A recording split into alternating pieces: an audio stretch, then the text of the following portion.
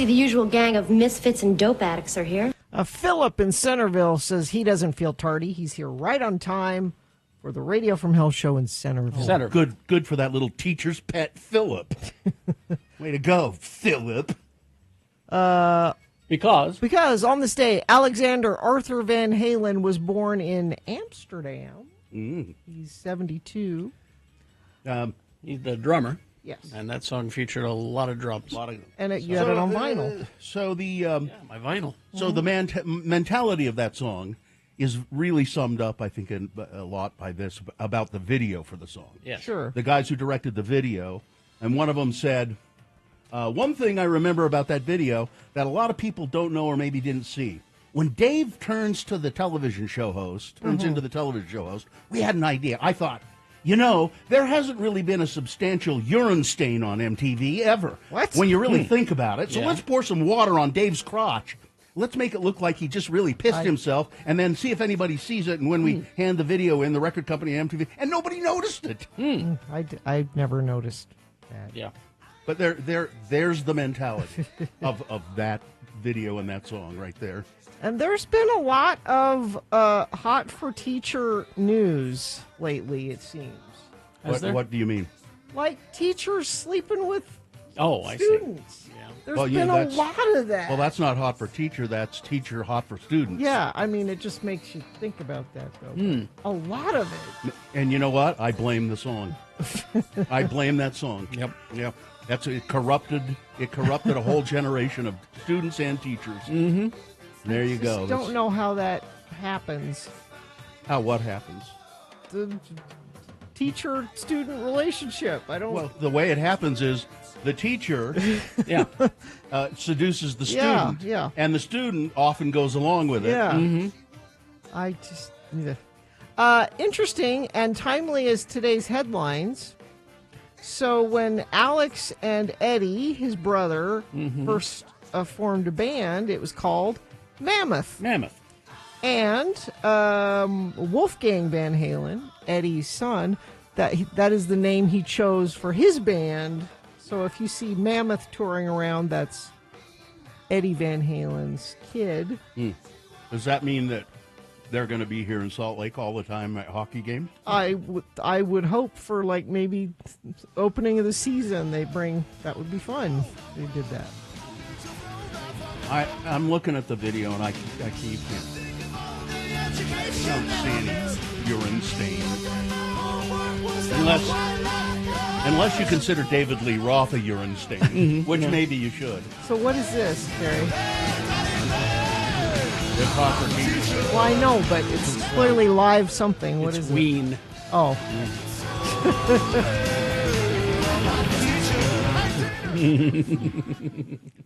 An initial controversy arose when the video showed all of the band members performing a crotch grab during the So Bad part of the chorus. At first, the 1980s NBC late night show Friday Night Videos added blackout box censor bars to the crotch grabs. Which brings attention to it. Yeah. But which relented and removed the black box from their video. Yeah. Well, there you go. Says the show that shows Van Halen at their absolute zenith. Yeah. The guitar playing is great. The drumming is great. Athletic drumming, it says. Yep. Who's this? This is more Van Halen. This is the vinyl as it's tracking through. Oh, I see. Yeah. And Phil Hartman is in it. Yes, he is. It says Phil Hartman performs the voice of Waldo, the video's protagonist. The kid. Yeah. Yeah. He does the voice. I don't. Is that in the song or is it just No, the video? no, it's just Just the on the video. video. I know you don't love Van Halen, but it's a good hole to go down. Oh, sure. Van Halen is. I mean, I don't dislike, hate them, or just. And I think David Lee Roth has some kind of residency in Vegas now. He's touring, I know. He has an apartment there. He has an apartment. That's all. He just has an apartment. He in just Vegas. did a show, I think, last weekend, and people who saw it said that he was actually really good. Which is surprising because the last few reviews he's gotten have not been great. So maybe he's been. He apparently did more Van Halen tunes. That's what you want, And that's Dave. what you want. That's what the people want. I'm looking at a picture of the current David Lee Roth. He's got something wrong with his teeth. he has like a gold tooth right in the front on the bottom. Well, that's a fashion choice. I guess. I don't, or a mistake. Could be either or. Did David Lee Roth ever get married? No, he did not. He never did. No, he has never married. He has been the biological father of at least 2 daughters, A.V. Lee Roth and Brenna Roth, but he has never married. Well, good for him. Confirmed bachelor. David Lee Roth. Well, no, No? I don't think he's a confirmed bachelor. That indicates something else. When you say somebody's a confirmed Lindsey bachelor, Graham is a confirmed Lindsey bachelor. Graham is a confirmed bachelor. Confirmed bachelor. You know, Yeah. your uncle who never married. Yeah. He was a confirmed bachelor. bachelor. Yeah, that's what we say. We don't say anything else about him. Nope, that's it. This has been Farting Around with Carrie, Bill, and Gina on X96, Radio from Hell. All right, we'll take a break. Come back with your check-ins if you've a mind to do them. I don't know if what I'm going to... I feel a little discombobulated because I forgot my phone. I left my phone at home. I mean, I can get along without it, but it just... But it feels weird to not have Yeah, it does. it. It feels odd to not have your phone. It's like, well, last time we went on vacation a couple of years ago, and my wife, I think, where did we go, Mexico or Florida? She left her phone at home. And On purpose? No, forgot it. Just forgot it, and it was bizarre. That is odd. Anyway, we'll take a break. We'll come back with your check-ins, 877-602-9696. If you've a mind to check in with us, we like to hear from you in the morning. So do it, 877-602-9696. You can also text us if you like to do that. 33986 is the number for that. RenaissanceRanch.com. Oh, my. Renaissance Ranch, locally owned, family-owned, addiction treatment center, Renaissance Ranch. A family that's been through it themselves, and that's why they started Renaissance Ranch. And many, many families, you probably know someone in your own family, if not in your own house, at least in your extended family, who has drug or alcohol problems. And it's hard to reach out. It's hard to ask for help. But Renaissance Ranch is there, and they are understanding. Their program is designed for male patients specifically, and they combine clinical research with judgment-free, faith-based programs, and they are terrific at what they do. They're staffed by recovering addicts, so they know what they're talking about. They've been through it, too. They know what it's like. Renaissance Ranch is, they'll give you a free consultation. Just go to their website, renaissanceranch.com, start there, and then find out about it. And they do accept most private insurance plans and Medicaid. Miss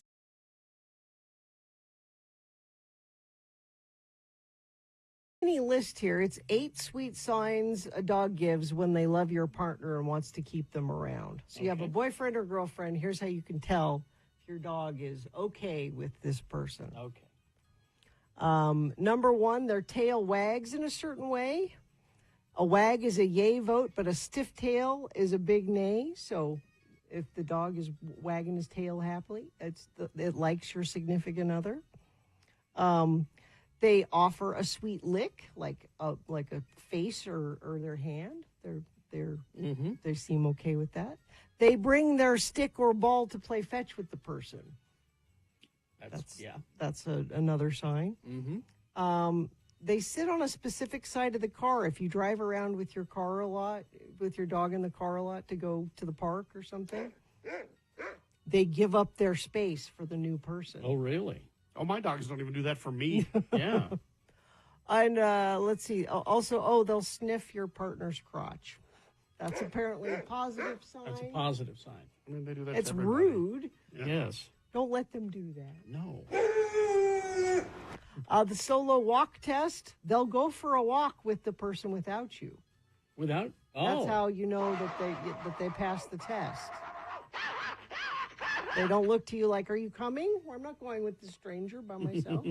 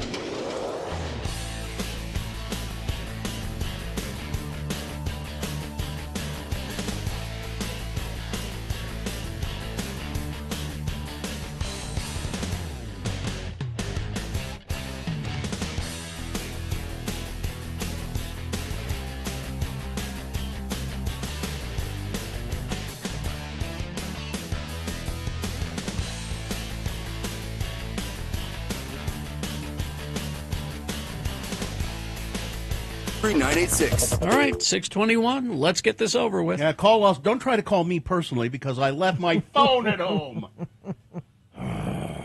But you could call us here in the studio. 877-602-9696 is the number. We like to hear from you in the morning. Check in with us. You can also text us at 33986. Do we have a sponsor, Gina? Join Bill Allred at Young Subaru's ribbon-cutting grand opening celebration this Friday from 11 a.m. to 1 p.m. Bring your dog. Take advantage of their mobile dog groomer service with free nail trims and enjoy free daily rise coffee. Snag a new Radio from Hell mug while you're there, and come check out Travis Pastrana's Subaru rally car and live music. This is an event. No kidding. And I'm going to have the dog groomer trim my nails as well. 3730 Riverdale Road in Ogden. I'll see you there Friday. The moon is 85.1% of full. It is a waxing gibbous moon. The moon will set today or rise today. Let me see where it is. The moon rise is 5:01 p.m. Today being Thursday. It's the 8th day of May in the year of our Lord Jesus Christ 2025. It's Iris Day, as in the flag, the flower. Yeah, my grandmother always called them flags, but they were her favorite flower, the irises. It's Give Someone a Cupcake Day. I'm right here. I'm right here. And it's National Coconut Cream Pie Day. I like coconut cream pie. And this is the official morning show of Coconut Cream Pie. It's an all-new edition of the Radio from Hell show, starring the Lords of Morning Radio. It's Kerry Jackson right there, putting on his work hat. I'm Bill Allred, hatless but happy to be here, phoneless and unhappy about that. Gina Barberi over there. Good morning, Gina Barberi. Good morning. Katie for short is our fine producer behind me there, and helping out is Allison. Hi, Allison.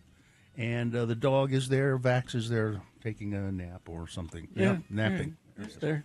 It's probably, I'd say 80% of the time, at this time of the morning, he's napping. About 80%. Dogs have the life. They nap all day. Well, that's what they say. It is a dog's life. Someone brings them food. Yep. All right, let's begin. Adam is here. Good morning, Adam. Good morning. Thanks for letting me listen. Mm-hmm. Geek Show says hey. Hey. And Gina, Yeah? you can do it. Yes, I can. You can do it. I believe in you. Thanks, Adam. When no one else does, Adam does. What can we do for you, Adam? Well, you know what? Bill, you are having a rough day already, and I know you don't like it when people don't call in. So I just wanted to call in and make sure that went right this morning. Thank you. Thanks. And why don't you try calling my cell phone too, Adam? Waking up your family because he's at home. I'll give you the number Will off do. the air. Okay. You can just call it, okay? All right. Thank you. Thanks. Thanks, Adam. All right, let's go to Meshach. Meshach. Erda. Good morning. Hey, how are you guys? Good. Where Erda's in Tooele County, is that right? Yes, sir. It's right by Stansbury Park. Yeah, okay. Gotcha. We're doing well. Thank you. I just wanted to call in so you guys could feel the love. You know, we don't want you to cancel the call-in show. No. Okay. Bill threatens to. Yeah, I mean, there's no point in doing it if people don't check in on the phone. You know, we do get check-ins texting, and I understand that's easier to do. But Hey, Meshach, I know you like to take your family to Disneyland. They're opening a brand new one in Abu Dhabi. I wonder if you'll take them there. Hey, you know, it's only a 12-hour flight. Abu Dhabi Dub. It's on an island of some sort. It's on an island of Dubai. Yeah, I'm actually looking at Universal Orlando. Oh, fine. For this, been there. For this summer? That'll be a good time. Yeah, maybe it's World Cup, so you got to go to World Cup game. Oh, I see. There we go. All right. All right. Thanks, Meshach. Soccer. We'll see you. Thank you. Bye-bye. Let's see. Texts. I was never tardy to the hot teachers class. Zoology teacher Vanessa here. This song is bitchin'. Also makes me uncomfortable. Yes. Yeah. That all tracks. I'm trying to think if I ever had a hot teacher. I can't. Nothing comes to mind that I did. I had several. I can't. Sketchy Blake of Ogden checking in, sending my daughter off to Spain this morning for 2 weeks as part of her junior high Spanish class. Nice. I hope she has a fantastic trip. Tree of Maine, wahoo! 1980s David Lee Roth is my favorite lead of Van Halen. I'm sure he is not a great guy. No, I'm No, sure not. Probably not. But he is a trained paramedic, you know. Yes. Right Wing Wade checking in. Bus driver Troy checking in. I was a victim of my teacher when I was in high school almost 30 years ago. She lost her teaching license with the state. Good. Mike in Nashville checking in. Happy 4th Monday. Let's see.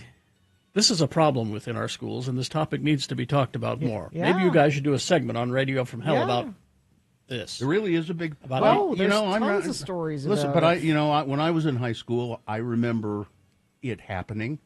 I actually had a kind of an association with it. Now that I think about it, my sister married a teacher from my high school, and he had been married to another high school student. Really? Yeah. From he had a sort of a habit of marrying his students. Yeah. And there were lots of stories about he didn't necessarily wait until they graduated. Ella the nanny checking in. Kilroy was here. That's my kind of farting around, says Emmett the pool guy. Patrick the friendly neighborhood middle school teacher checking in. Jeff of the least likely to be stabbed part of Ogden checking in. That's where the is nice that? part of Ogden. I'm not sure where that Where would is be. that? Ron the carpenter brought his pencil.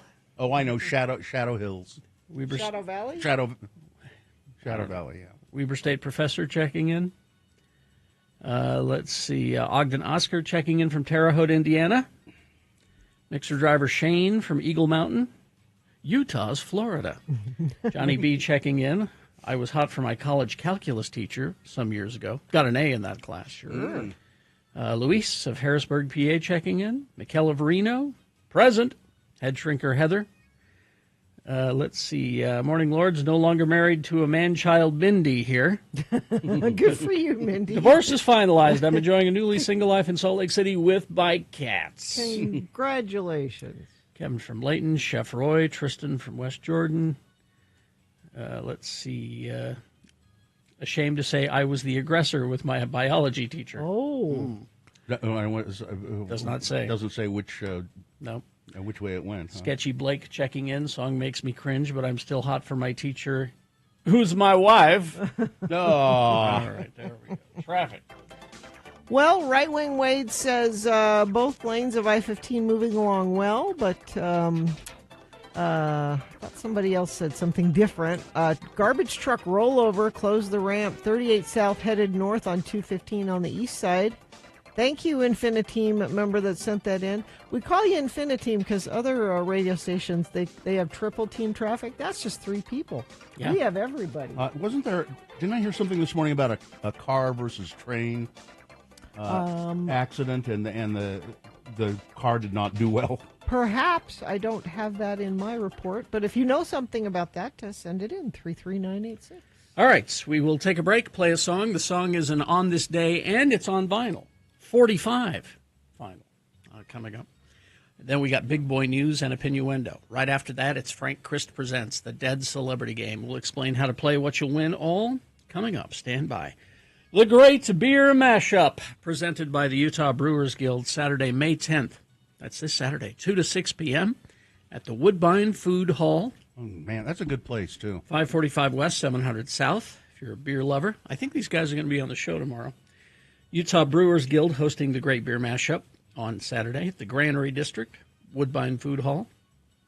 It's a unique beer festival. Brewers and their collaborators have paired up to release 30 new and exclusive collaboration beers for attendees to sample. Over 40 local breweries and collaborators participating. They're going to be serving their own beer samples, chatting with you, talking about beer. Created by Brewers for Everyone, focuses entirely on our growing statewide brewing community. And it is big. Utah Brewers Guild mission, promote and support Utah's craft beer industry. Here are the ticket prices. General admission, $30. That includes a festival-exclusive sample cup and 12-punch tasting passport. Or the VIP ticket, $60. Includes the same benefits as GA, plus 1 hour early entrance to the festival, and a Great Beer Mashup drawstring backpack filled with all kinds of swag. So get your tickets in advance. Go to UtahBrewersGuild.org. Before we go to break, Yes. A driver was killed this morning in a collision between a car and a train near 1887 South, 700 West. That area is closed down. All right. Thank you.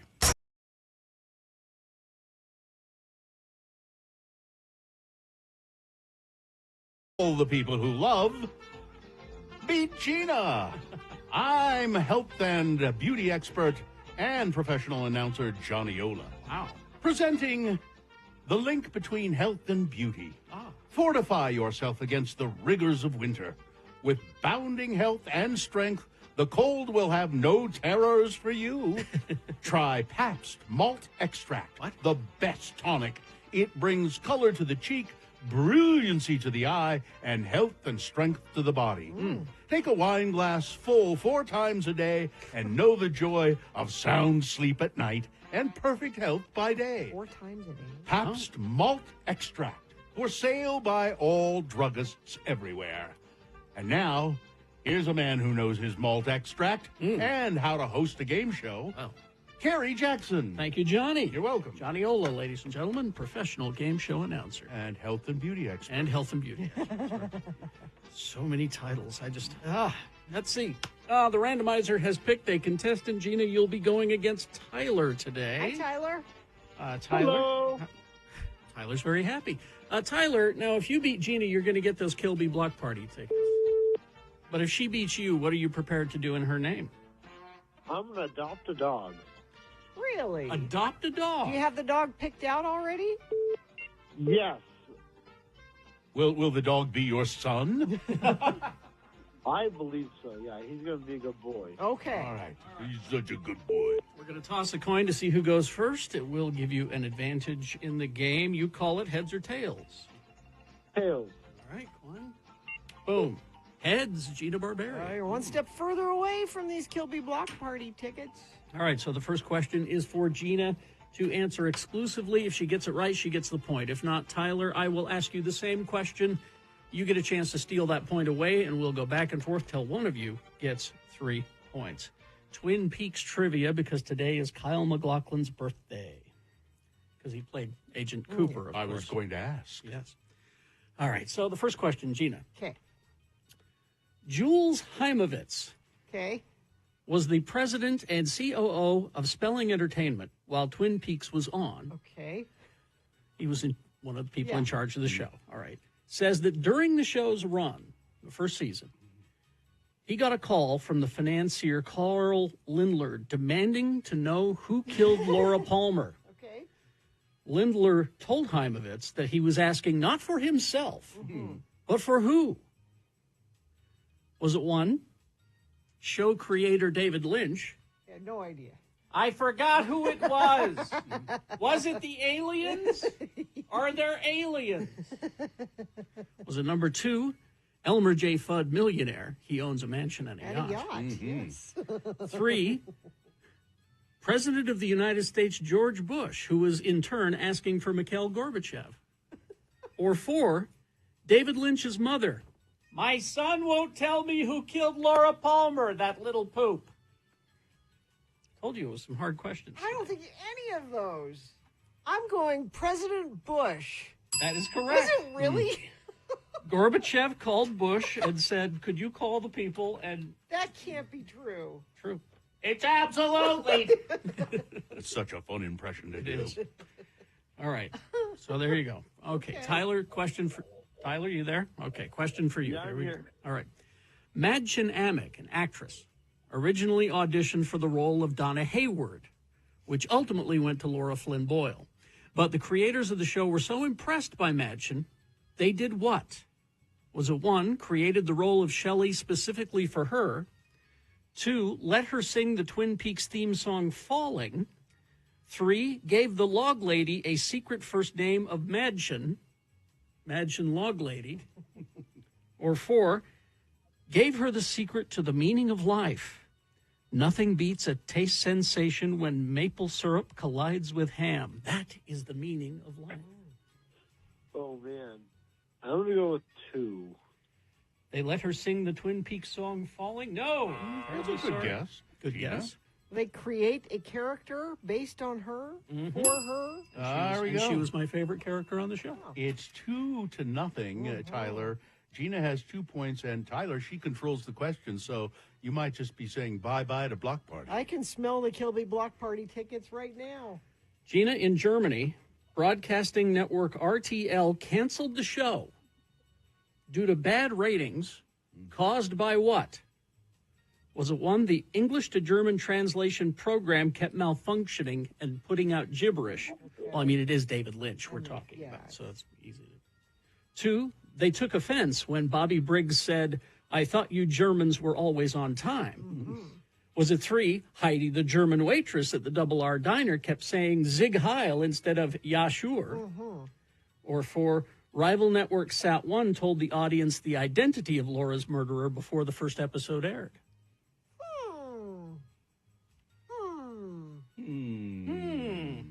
One. The English to... No, there was no... At that time, there were no programs for that. Oh, I don't know. Okay. Well, that's why it's a game show. All right. And now, Tyler, you have a chance to crawl back into the game here. Okay, what were the options again? Okay. Not number 1. Number 2, they took offense to Bobby Briggs saying, "I thought you Germans were always on time." 3, Heidi, the German waitress at the Double R Diner, kept saying Zig Heil instead of Ja sure. Or 4, rival network Sat 1 told the audience the identity of Laura's murderer before the first episode aired. I could see it being number 4, but I'm going to go with number 2. Oh, you should have went with your instinct there. It was number 4. No. Number 4, the rival network told everybody who killed Laura Palmer. It's not nice. And that was the whole point of the show. Why watch it if... All right.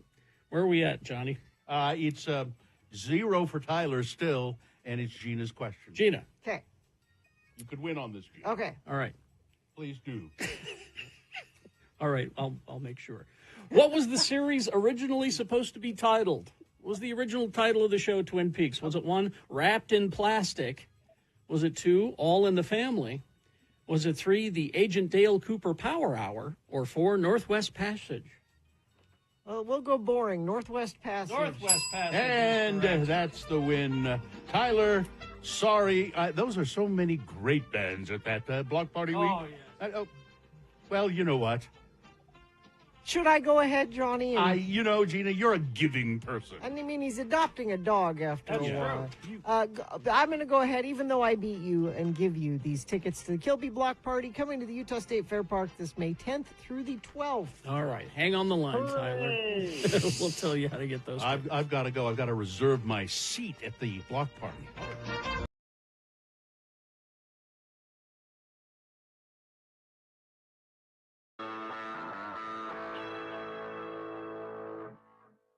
Franz, the drummer for Talking Heads, was born.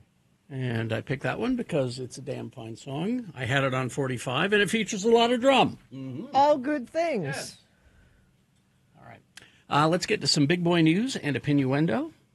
And right after that, it's Frank Christ presents They're Fine, They're Just Fine, the Dead Celebrity Game.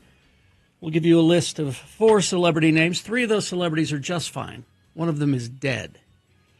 Pick the dead one correctly. You're going to win a prize. What? Well, if you go to our social media, Carrie did a little video this morning showing off the chicken bucket, which It's the Radio from Hell official chicken bucket. which contains fabulous prizes, Does not contain actual chicken. No chicken. but does contain a Radio from Hell mug and other things. You can see what Carrie put in the chicken bucket there, and you could win that. It's something from my desk. Yes. That's very personal. Yeah. All right.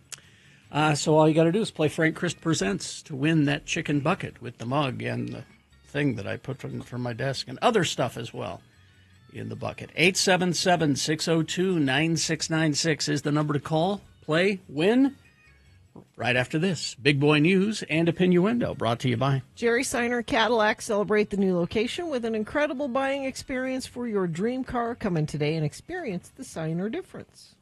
Well, a driver was killed early this morning in a collision between a car and a train near 1887 South, 700 West, according to Salt Lake City Police. The city's major crash unit responded to the scene just after the crash, which occurred on a rail line that crosses 700 West and runs between industrial and warehouse buildings. The vehicle caught fire following the impact, and the driver, who was the sole occupant, was pronounced dead at the scene. Traffic on 700 West is currently blocked from approximately 1700 South to 1900 South. I don't know if it still is. This was a couple of hours ago. Investigators working to determine what led to the crash. Police are asking the public to avoid the area. Authorities have not yet confirmed if it was a UTA train or a freight train involved in the crash. This report is, we'll try and keep you on top of it, and they'll have more details coming up later on in the morning. Boardwalk Empire star Michael Pitt, who's the good-looking one, the blonde kind of guy, who's a model and an actor. Remember him from Boardwalk Empire? Michael Pitt was arrested in New York City last week on charges of sexual abuse and physical assault. Pitt was arraigned in Brooklyn and faces criminal charges, including 2 counts each of first-degree sexual abuse, second-degree assault, and attempted second-degree assault, as well as 1 count each of first-degree criminal sexual act, a third-degree criminal sexual act, and a second-degree strangulation. He is accused of attacking his then-girlfriend in 4 separate incidents in 2020 and 2021. Oh, yeah, there he is, Michael Pitt. The New York Post reported this on Tuesday, citing court documents alleging he sexually assaulted her, strangled her, and hit her with a cement block and with a piece of wood on different occasions. Pitt has pleaded not guilty to all of those charges and released on bail. Unfortunately, we live in a world where somebody like Mr. Pitt, an accomplished professional who would never so much as contemplate these crimes, can be arrested on the uncorroborated word of an unhinged individual, said Pitt's lawyer, Jason Goldman. In reality, this baseless claim is suspiciously raised some 4 or 5 years after the alleged incident, at a time when the 2 parties were in a completely consensual and voluntary relationship. The attorney for Michael Pitt says, "I can guarantee you this case will be dismissed." We'll see. India launched military strikes on Pakistan on Wednesday, and Pakistan claimed it shot down 5 Indian Air Force jets in escalation that has pushed the 2 nations to the brink of a wider conflict. The escalation puts India and Pakistan in dangerous territory, with Islamabad vowing to retaliate against India's strikes and the international community calling for restraint. New Delhi said that the strikes are in response to the massacre of 26 people, mostly Indian tourists, who died in April when gunmen stormed a scenic mountain spot in the India-administered part of Kashmir, a disputed border region. India has blamed Pakistan for the attack, which Islamabad, the capital, denies. They've long hated each other, and they both have nuclear weapons, and that's not good. Orem police are working to track down the rightful owner of a significant sum of money found on school property, thanks to the honesty of 2 local teenagers.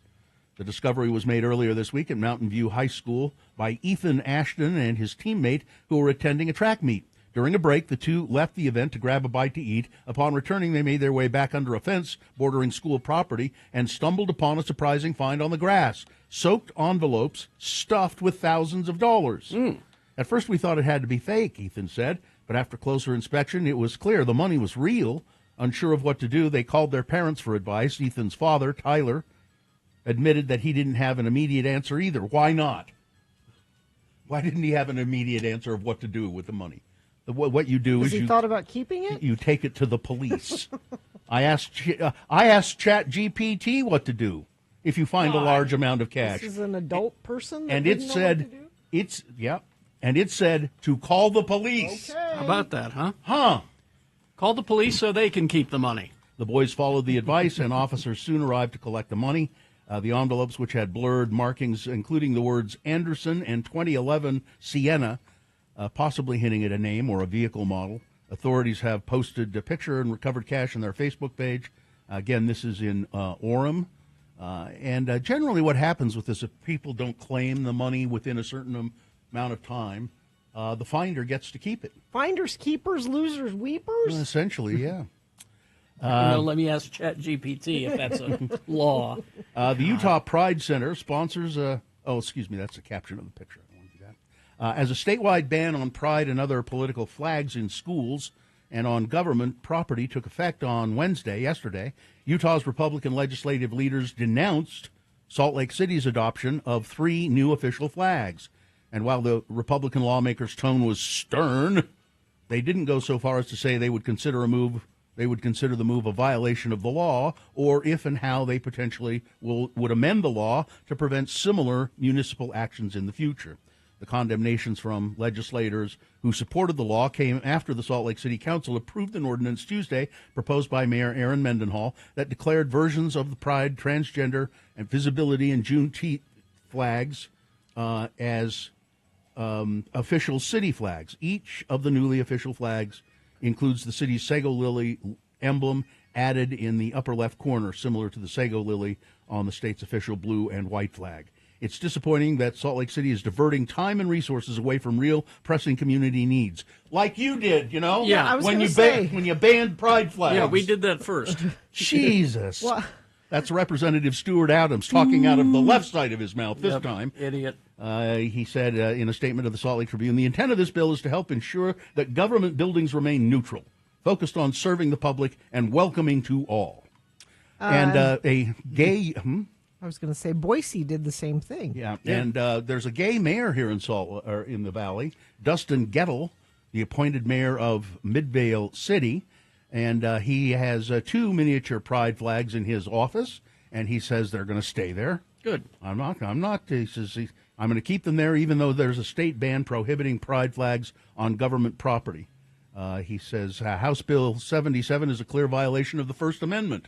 That's according to Gettle, Mayor Gettle. And I'm very passionate about these rights, not only for myself, but for every resident of Midvale.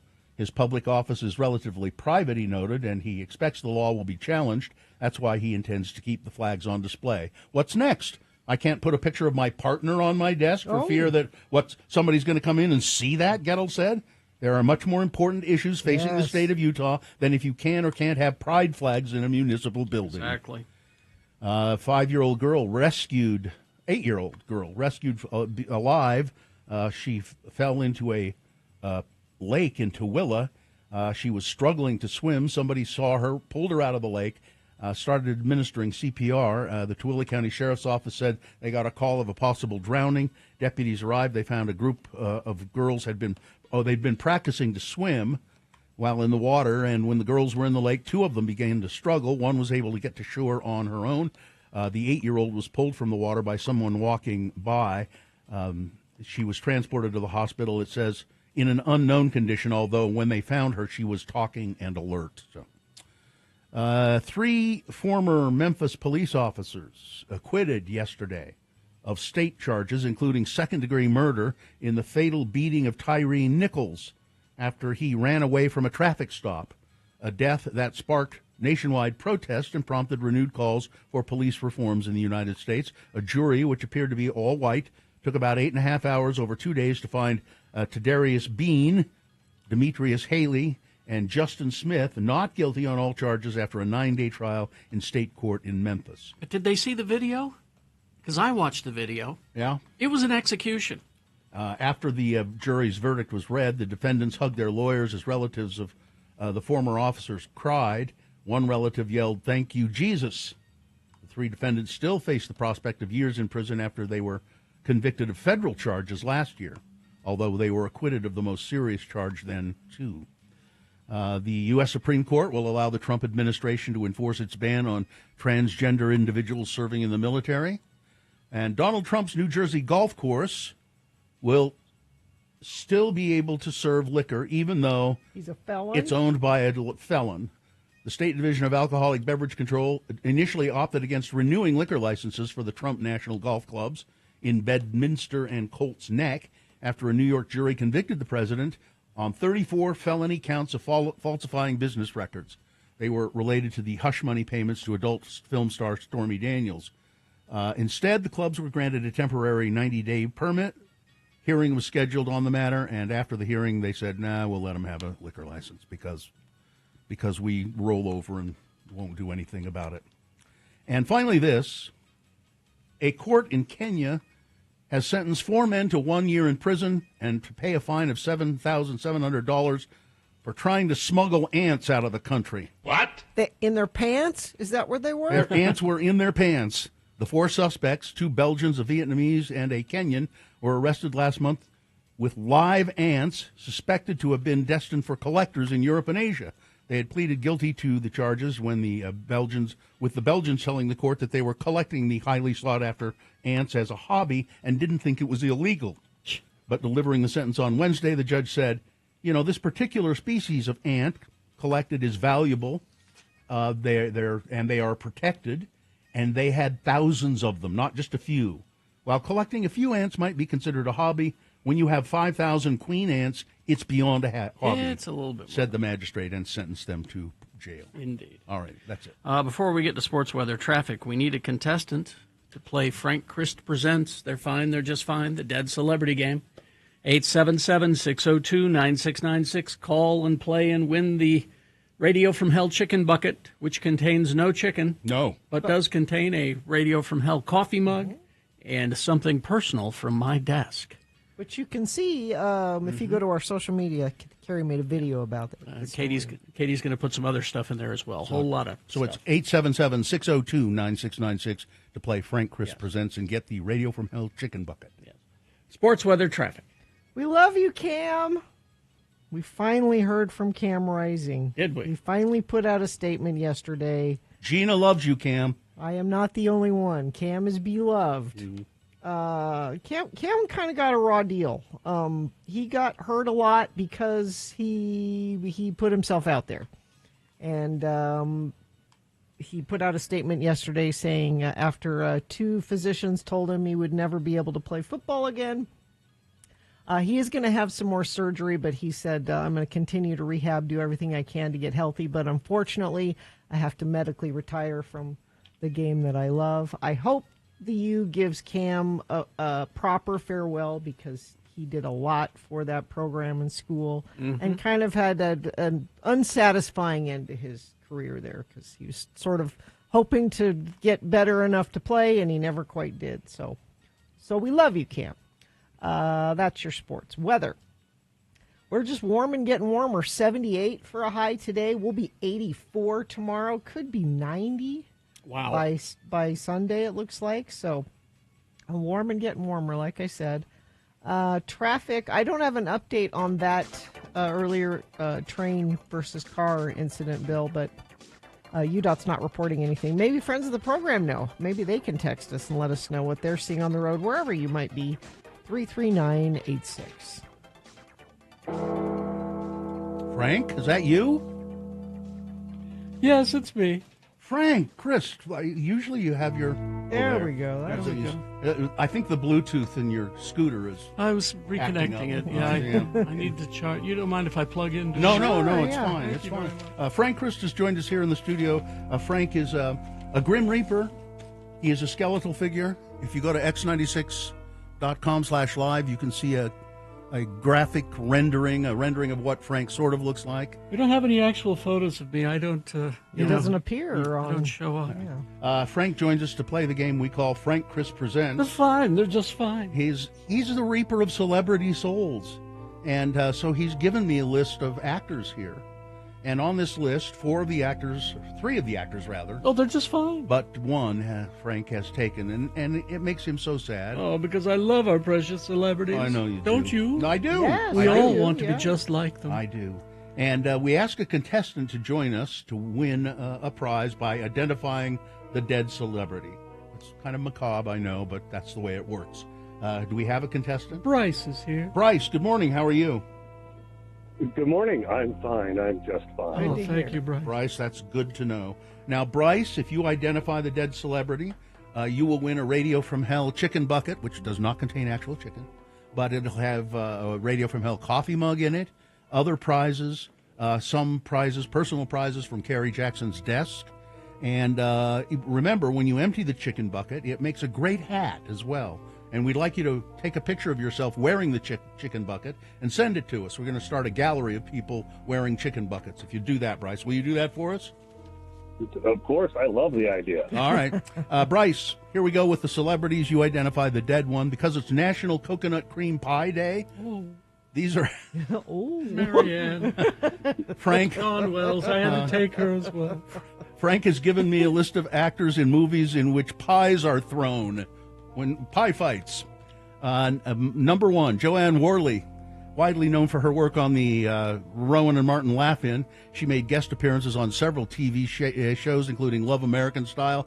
She was on The Tonight Show a bunch of times, Andy Williams Show, Adam 12, Emergency, Murder, She Wrote, The Middle, and many game shows. She was in The Shaggy DA, in which Keenan Wynn gets hit right in the kisser with a pie. Number 1, Joanne Worley. Number 2, Michael York. Best-known movies are Cabaret, Lost Horizon, Three Musketeers, and its 2 sequels, Murder on the Orient Express, and Logan's Run. He was in Smashing Time, featuring a pie fight in a cafe. Number 2, Michael York. Number 3 on this list is Stephen Hill, best known for his TV roles as District Attorney Adam Schiff on Law & Order, Dan Briggs on Mission Impossible. His movies include The Goddess, A Child is Waiting, The Slender Thread, Yentl, Legal Eagles, Running on Empty, and Billy Bathgate. He was in Heartburn, wherein Jack Nicholson gets pied in the kisser by Meryl Streep. Number 3, Stephen Hill. And finally on this list, Kate Mulgrew, best known for her roles as Catherine Janeway in Star Trek Voyager, Red in Orange is the New Black. She came to the attention in the role of Mary Ryan on the daytime soap opera Ryan's Hope. Also, she played Kate Columbo in Mrs. Columbo, a spin-off of the detective series Columbo, created specifically for her. She was in a movie called Camp Nowhere, Summer Camp Pie Fights. Number 4, Kate Mulgrew. All right, Bryce, which one of those actors is no longer with us? I'll guess number 4. Kate Mulgrew? No. Oh, she's fine. She's fine. No, she's I get so upset with she's actually the youngest of all of these. Mrs. Columbo is fine. Yeah. She's 70. But let me give you another chance, Bryce. We believe in second chances here. All right. Listen very carefully. Is it Joanne Worley, Michael York, or Stephen Hill? After reconsideration, how about Stephen Hill? Stephen Hill died back in 2018. Oh. He was 94 years old. Too soon. Joanne Worley is 87. Oh, still lovely. And Michael York is 83. But they're still kicking. Congratulations, Bryce. You've won the Radio from Hell Chicken Bucket. Does not contain actual chicken. Remember to take a picture. Okay? I will. All right. Absolutely. Hang on the line. You know, it makes me wonder about Kate Mulgrew. Since she's only 70, mm-hmm.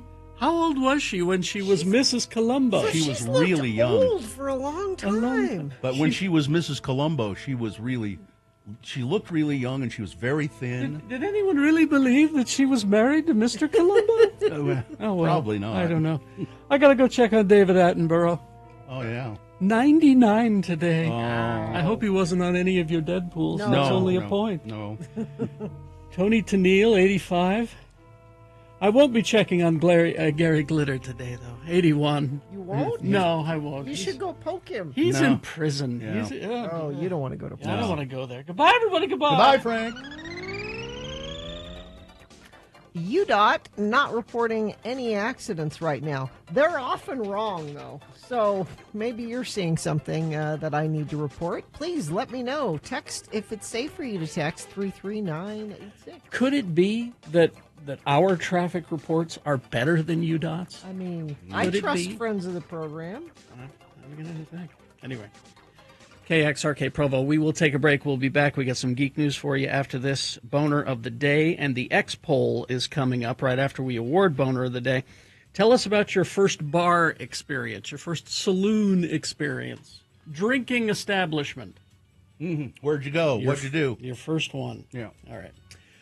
We'll get that for you coming up. Stand by for that. Harmon's for Mother's Day. You don't have to go anywhere else for Mother's Day gifts for than Harmon's. Is it this weekend? Yes, it's Sunday, Bill. The 11th, yeah. So what you must do is go to Harmon's right away.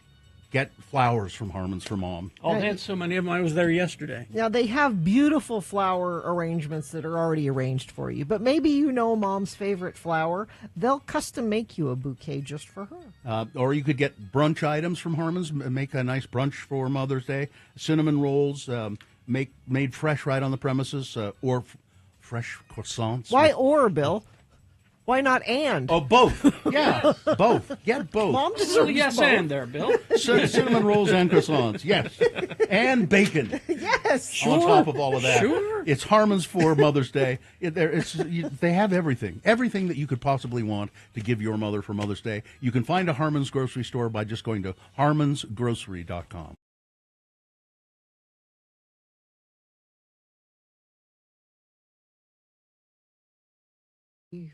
Three years ago. It's been 3 years. Uh-huh. Oh, And I don't know why it seems like only one. because everything's weird. Everything's weird. And my sister Mikkel and I did a couple of things in honor of that. We talked with the University of Utah, because he was a big supporter of them, about putting a memorial for him in the tailgate area. Mm-hmm. And in conjunction with that, we sponsored a scholarship in his name for the communications department at the U. Oh. We got this notice yesterday. Hi, Mikkel and Gina. Thank you so much for helping and updating your father's page on the communication department's website. We have updated it here with a link. Mm-hmm. We want to be transparent, and I love the University of Utah. I am not saying anything bad about them. I'm just saying these are the times that we are in. Okay. This is not them. It comes from somewhere else. We want to be transparent. We had to replace one of the words in the text provided, diversity, Oh. with the phrasing, quote, varied perspectives, in order to adhere with the current regulations. That's crazy. I hope you understand. So, That's so stupid. so here's what it says on his memorial page. Okay. So now that you know those words are changed out. All right.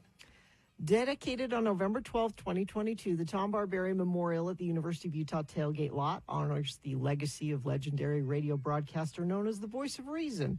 Family, friends, industry peers, listeners, and University of Utah dignitaries celebrated the memorial installment in Barberi fashion at a home game against Stanford. A passionate supporter of Utah athletics, Barberi was a fixture in the local sports scene, blending sharp wit with deep devotion to the Utes. Beyond sports, he championed the value of varied perspectives, fearlessly challenging the status quo in broadcast journalism. His career exemplified the power of questioning conventional wisdom, fostering meaningful dialogue, and advocating for independent thinking, principles that continue to inspire both fans and media broadcasters alike. Go Utes. This is how you control the way people think. Exactly. I just thought it was interesting that schools are having to get creative. Varied perspectives is a safer way of saying diversity, because that is a word they are not allowed to have in any official documentation. You know what's astonishing to me is that something, and this is not a slam on your father, but something so insignificant in the entire university world as that little blurb somehow catches the eye of somebody. Well, no, it's not catching the eye. They put in a scan of all official, and it says go in and find the word diversity in anywhere anything. So the word diversity doesn't exist anymore. No, you cannot use it. It diversity, doesn't exist. Equity, inclusion. Those three words cannot. My sister's a professor at Weber State University. Again, not Weber State University's fault. They're just following. I challenge somebody, the next woman professor who has a baby at the U, name your kid Diversity. Diversity Johnson. And you can say it all the time. Oh, and my son Diversity, he's so great. Isn't that crazy, though? And his sister Equity, and we're going to have another, we're going to name him Inclusion. It is. It's you know, and I hate to go to the well, but it's Nazi era manipulation. It is. You know? And I feel really badly that you had to waste their time doing that. Yes.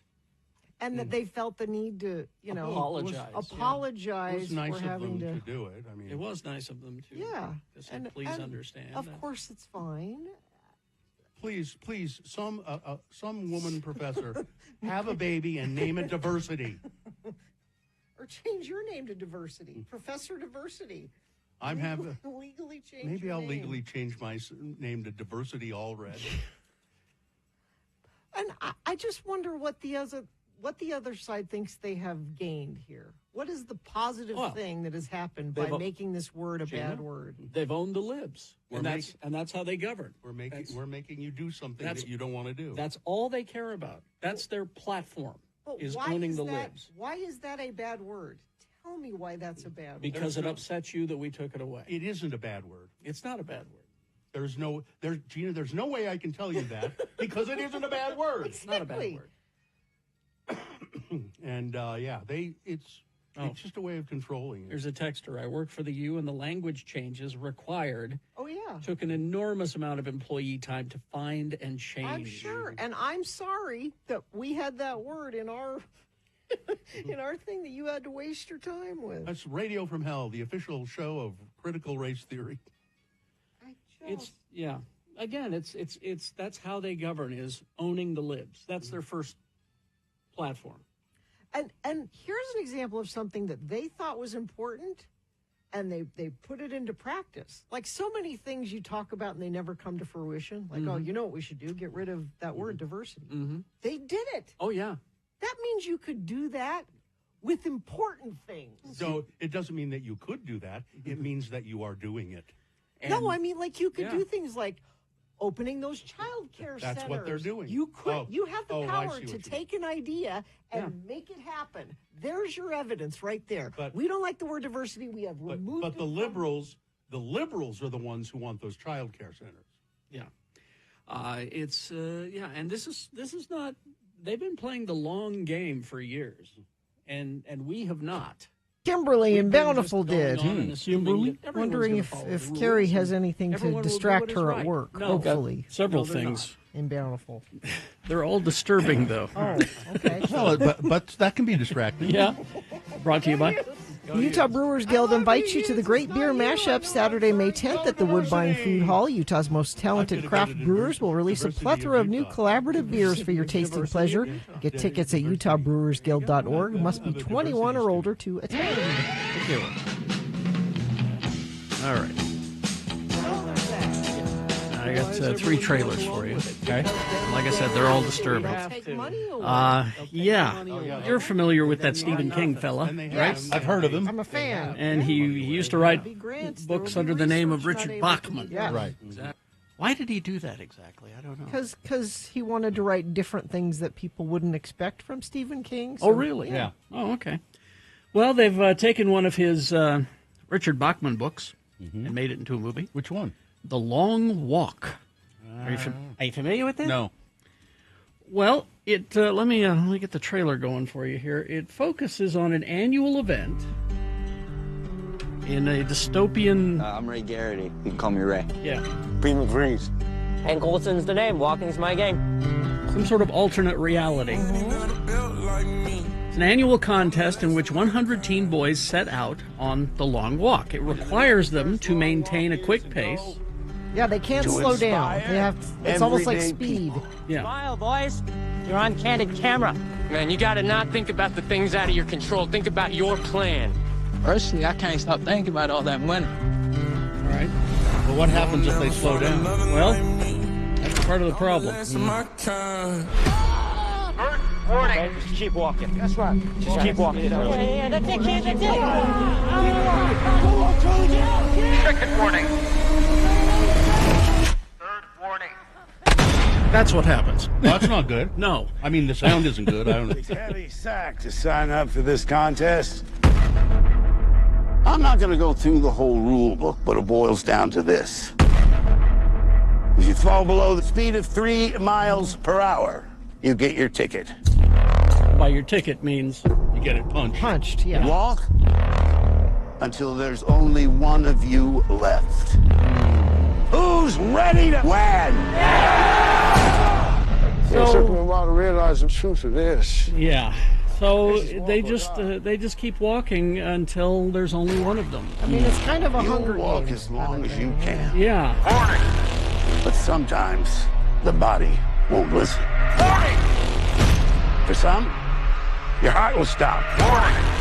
For others, your brain. And the blood will flow suddenly. There's one scene where a kid's ankle is obviously broken, but he's still walking on it. You know, it sounds like Don Johnson to me, but it's not. It's Mark Hamill. Oh, is it? Yeah. It's Luke Skywalker. The Long Walk. Oh, it's the same director as the Hunger Games. Oh, I that's just why. saw that. That's why it it's looks very that way. Hunger Games. Okay. Well, it's coming to theaters soon. Yeah, that's disturbing to watch. Now, if you think that's disturbing, try this one. Okay. The movie is called Together, and it's Dave Franco and Allison Brie. I love you. I love you. This was at Sundance. This will be in theaters July 30th. Okay. What's going on? The plot is, years into their relationship, Tim and Millie haven't been on the same page. Find themselves at a crossroads. They move to the country, Love each other. abandoning all that is familiar in their lives except each other, with tensions already flaring. A nightmarish encounter with a mysterious unnatural force threatens to corrupt their lives, their love, and their flesh. By their flesh, Complacency can. the movie is called Together, and there's a couple of scenes where they start to actually stick together. Oh. Yeah. Huh? Their lips, hair, eyes. Be the beginning Roll over, then you're on my hair. of something wonderful. Tim. Weird. And ultimately, at the end of the trailer, they're stuck together so much that I can't do anything else. Allison Brie grabs a saw. Okay, that's. I don't want it. Yeah. So, watch that one. It's called Together. Okay. July 30th is when that'll be in theaters. Okay. We've got to get out of here. Anyway, yeah, go and watch that one. It's also disturbing. One that is a little less disturbing is Squid Games. Oh yeah. Well, less disturbing. I mean, that's disturbing I mean, too. out of all three of the trailers, though, this one's the least disturbing, believe it or not. Now, at the end of season 2, our hero, Ji-hoon, led a revolt that failed. And season 3 starts with him being brought in one of those caskets with the big pink ribbon, you remember? Yeah. And being dumped back into the game. He's still alive. So yeah, go and watch that one. I'm still enjoying Squid Game. This is going to be on Netflix, the final season, June 27th is when that hits. All right. I don't recall. Is there a squid in Squid Games? No. I didn't think so. But all very disturbing to watch Yeah. today, so something for you to be distracted with while you're at work. Why not? Especially that Together. I saw the saw. I seen the saw part. You seen the saw Yeah. part? Yeah, creepy, eh? Let's see. Traffic. Traffic headed southbound I-15 in San Diego is smooth sailing. Friend of the program's Infiniteam is everywhere. Yeah, I'll say. You can let us know. That train and car accident, that area is all opened up now, 1700 South. Maybe that's why UDOT's not reporting it, because it's all open. But you can report whatever you're seeing. Text it to us, 33986. Stubbs Dental award-winning services, life-changing results. Go to stubbsdental.com to book your appointment. All right. We got Boner of the Day coming up. You want to tell us about Yes, that? we do. We have boners coming up. Let's see. We've got boner candidate number 1. They're trying to destroy America. Boner candidate number 2, they're hoping to make Americans sicker. And boner candidate number 3, they want to degrade and destroy the American judiciary. All right. Boner of the Day, Big Boy News, all coming up after these messages and a song. It's the damn contest. I shouldn't say it that way. It's your chance at $1,000. That's a great thing. It's great for you. It's just inconvenient for us. What's your best chances of winning? Collect all the keywords. We do them now. Then at 10:15, 1:15, and 5:15. The more times you enter the keyword, the better your chance of winning. This is a national contest. You can find all the rules at x96.com. Here's the keyword, gold. GOLD, gold. Text that to 508-777-1000. That's 508-777-1000 for your chance at $1,000 cash in this nationwide contest. Thank you. All right. Daybreak Home and Garden Show. Yeah, it's out. It's out at the new ballpark, the Bees ballpark. Yeah, if you want to check that out, you've been curious about it, this is a good way to do it, and you can take the whole family. This is, if you are a homeowner, you'll find this very, very helpful with gardening items, home improvement items, all kinds of things for kids as well. They have games and there's food, and you get to tour the new ballpark out there. This is next weekend, the 16th through the 18th at the ballpark. The new show, have something for everybody. The Tiny Room Home from Boxable. Yeah, is that how you say it? Yeah, that's the company, Boxable. You can see that there as well. And you can get your tickets by going to thebesthomeshow.com. Thebesthomeshow.com. It's really, if you own a home, this is where you want to be. This week. Is it this week? Next weekend. Next weekend. Next weekend. Yes. So check it out. Thebesthomeshow.com. We've got a treasure.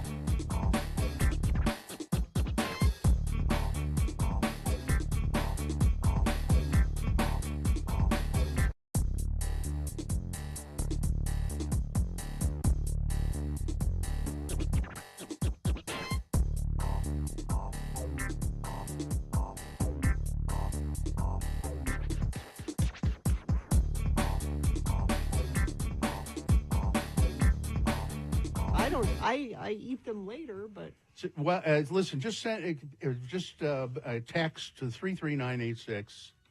What should I do? But beef or pork? Should I do them in the oven and finish them on the grill? A lot of people do that. Seems to me I've done that before a long time ago. Put them in the oven for a long time and then. I would say if you want a nice char, to finish them on the grill. Yeah. That's if that's what you're looking for. Yeah. Otherwise, I would. What kind of grill are you in? It's just a Weber gas grill. Yeah. It's I've had it for a long time and it okay. works fine. Beef or pork, grill it wrapped in tin foil to steam it. Then it's almost fall apart. Love it. Can't wait to be brought to you by Memorial Day Ribs coming on Tuesday. So there's a tip. I think I've heard of doing that before. Mm-hmm. But is it too much to do both beef and pork? well, maybe they're different time. Yeah, that's what I'm. How many? I think if you haven't done ribs for a while, you shouldn't dive in with two kind. You need to pick one and go. Pick a lane. Yeah. All right, I'll pick a lane. I would say pork then. Pork. That's me. I like pork a lot. There's more fat on them. So. Yeah. Here someone says pork ribs, boil them first and then grill. I did that a long time ago. Actually, my mother used to do that. I wouldn't boil. I would sous vide. She boiled them in a big pot of water and then put them on the grill and slathered them with barbecue sauce. Oh, here's Chef Roy. Oh, okay. Here All we right, go. Here we go. Beef ribs would be a little more meatier, but pork ribs are fattier, more flavorful, and Yes. more tender. In my opinion, go with the pork. All right. Oh, a dry rub? Now see? Well, we're still weighing in on pork or beef. Yeah, I'm starting to lean toward pork. Price of pork just dropped. Baby back ribs are the way to go. And baby back ribs, it seems to me, they're little, they're too Barbecue small sauce. for the effort, you know? Pork, slow cook in oven, last 15 or 20 minutes on the grill. Finish it on the grill. Finish it on the Yeah. All right. Now I'm getting somewhere. What sides you gonna have? Oh, no. What? What is he going to do? You know what I really like is corn on the grill. Cob on, corn on the cob on the grill, but it's really not corn season yet. No, you gotta wait till later in the year. You'd have to get California corn or something, which I'd rather have just good old Utah corn. Let's see. Pork baby backs, use Tony Roma's Caroline honey sauce. Tony Roma, whatever happened? I used to love going to the Tony Roma. It was a trolley, right? Mm-hmm. Yeah. Get the St. Louis ribs, more meat on the bone. What are is that beef or pork? Oh. Pork, sous vide first for an hour to reach the correct internal temperature with barbecue sauce in the air-sealed bag, then air fry 400 for 5 minutes. Air fry? There's no grill involved at all? No. No, I don't, you want a grill. And I don't sous vide. I don't trust that. Pork in crock pot with barbecue sauce and beer. That way it doesn't matter. Oh, there you go. All right. Well, I guess I could start them in the crock pot and again still finish them on the grill, just to give them a crust. All I know is low and slow. Low and slow. And slow. Beef ribs falling off the bone. You can convert your gas grill to a smoker? What? Yeah, you can. I don't care to do it, but St. Louis or pork? Okay. Back ribs are better, plenty of meat. Pork, marinate, slow cook in oven, finish with a rub on the grill. Okay. All right. Maybe I'll just do hot dogs. I'm just gonna do hot dogs. It'll be, I was feeling really ambitious and going for And then maybe not. Hot dogs. Order in. Yeah. Make some weenies and open up a can of beans and call it a holiday. Are you going to smoke or anything this weekend, Carrie? I haven't decided.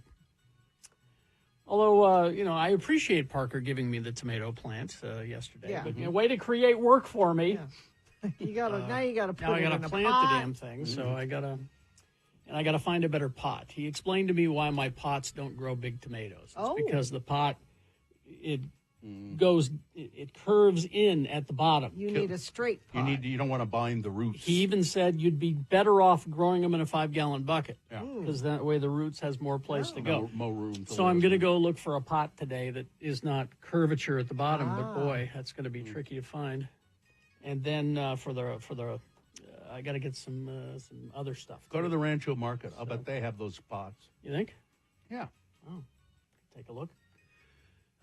Pork on grill with maple mustard glaze. I'm a tomato. You're not a mustard barbecue. Isn't that like they call it Memphis? Is that Memphis style with the mustard sauces? Pork, mustard, and dry rub smoked 6 hours, wrapped in foil with apple juice. That sounds good. I don't have that kind of time. Sure you do. Oh, I guess I'm off Monday. You're not doing anything. Well, I'm working tomorrow. All right. Anything else we can take care of for you? Well, I need a good... No. He had some, but he thought better of it. I'm not going to... If only there was a place to look for this kind of information. Some kind of free... Where you could just ask. Where you could just ask, if this was free, I appreciate the advice of the friends of the program. All right.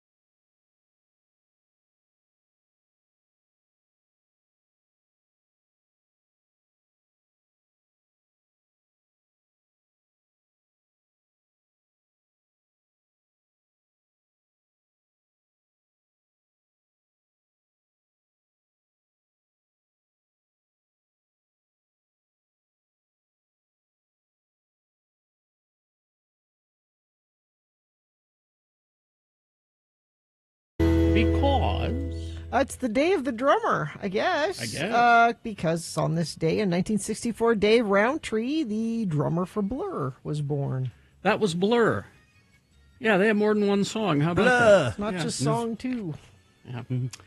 All right, 7:25. Time now for Boner of the Day. 3 news stories. These are examples of bad, stupid, or funny human behavior, and you will decide with your vote.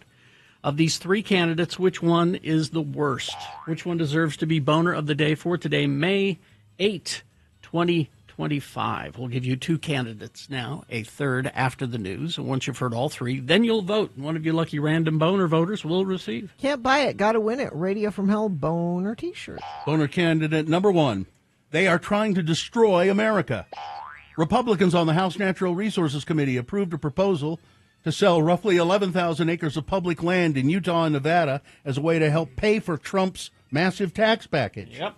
The committee voted 26-17, largely along party lines, to advance a last-minute amendment to greenlight public land sales in the 2 western states, a major policy win for Republicans as they look to secure Trump's campaign promise to increase domestic energy production. The proposal will be tucked into the larger budget reconciliation bill, which Republicans hope to use to pass a majority of Trump's agenda in a single vote. The amendment specifically targets public lands in Utah's Washington and Beaver counties and was drafted upon request from county officials. Utah's Representative Celeste Malloy told the Deseret News. Washington County and Beaver County are landlocked and growing quickly but cannot function because of endless red tape on federal lands, Malloy said.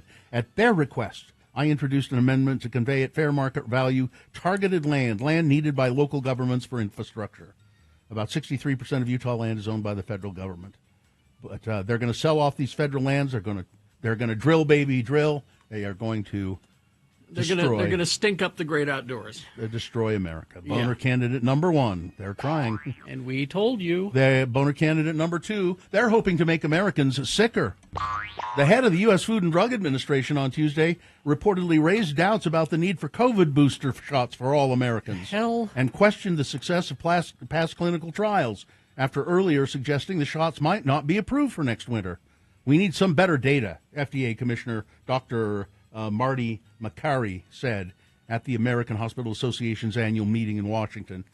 Makary, who last week told CBS that the shots may not be approved for later this year due to a, quote, void of supporting data, said pharmaceutical companies are being urged to use gold standard science to show that the shots have a clinical benefit. Studies in science that I agree with. That's We can't just extrapolate from a clinical trial from 4 or 5 years ago, he said. Americans have a very low uptake and a very low confidence of the COVID boosters right now. Well, that's because you're making them have. He also said the FDA is considering whether to recommend the shots to everyone or primarily to high-risk groups. This guy is a piece of work, too, by the way. Let me just scroll down here. He has made a lot of claims that are not true at all. He was confirmed to head the FDA in March. He is a former Johns Hopkins University surgeon and a researcher who, during the pandemic, publicly opposed vaccine mandates and criticized the department that he now leads. Boner candidate number 2. They're hoping to make America sicker.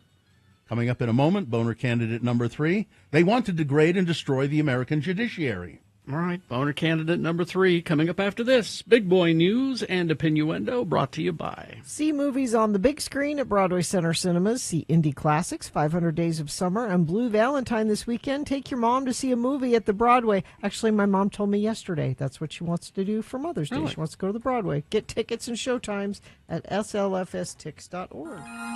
Well, we got to get to this India-Pakistan thing, but first, Nancy Sinatra is defending her dad, Frank. Yep.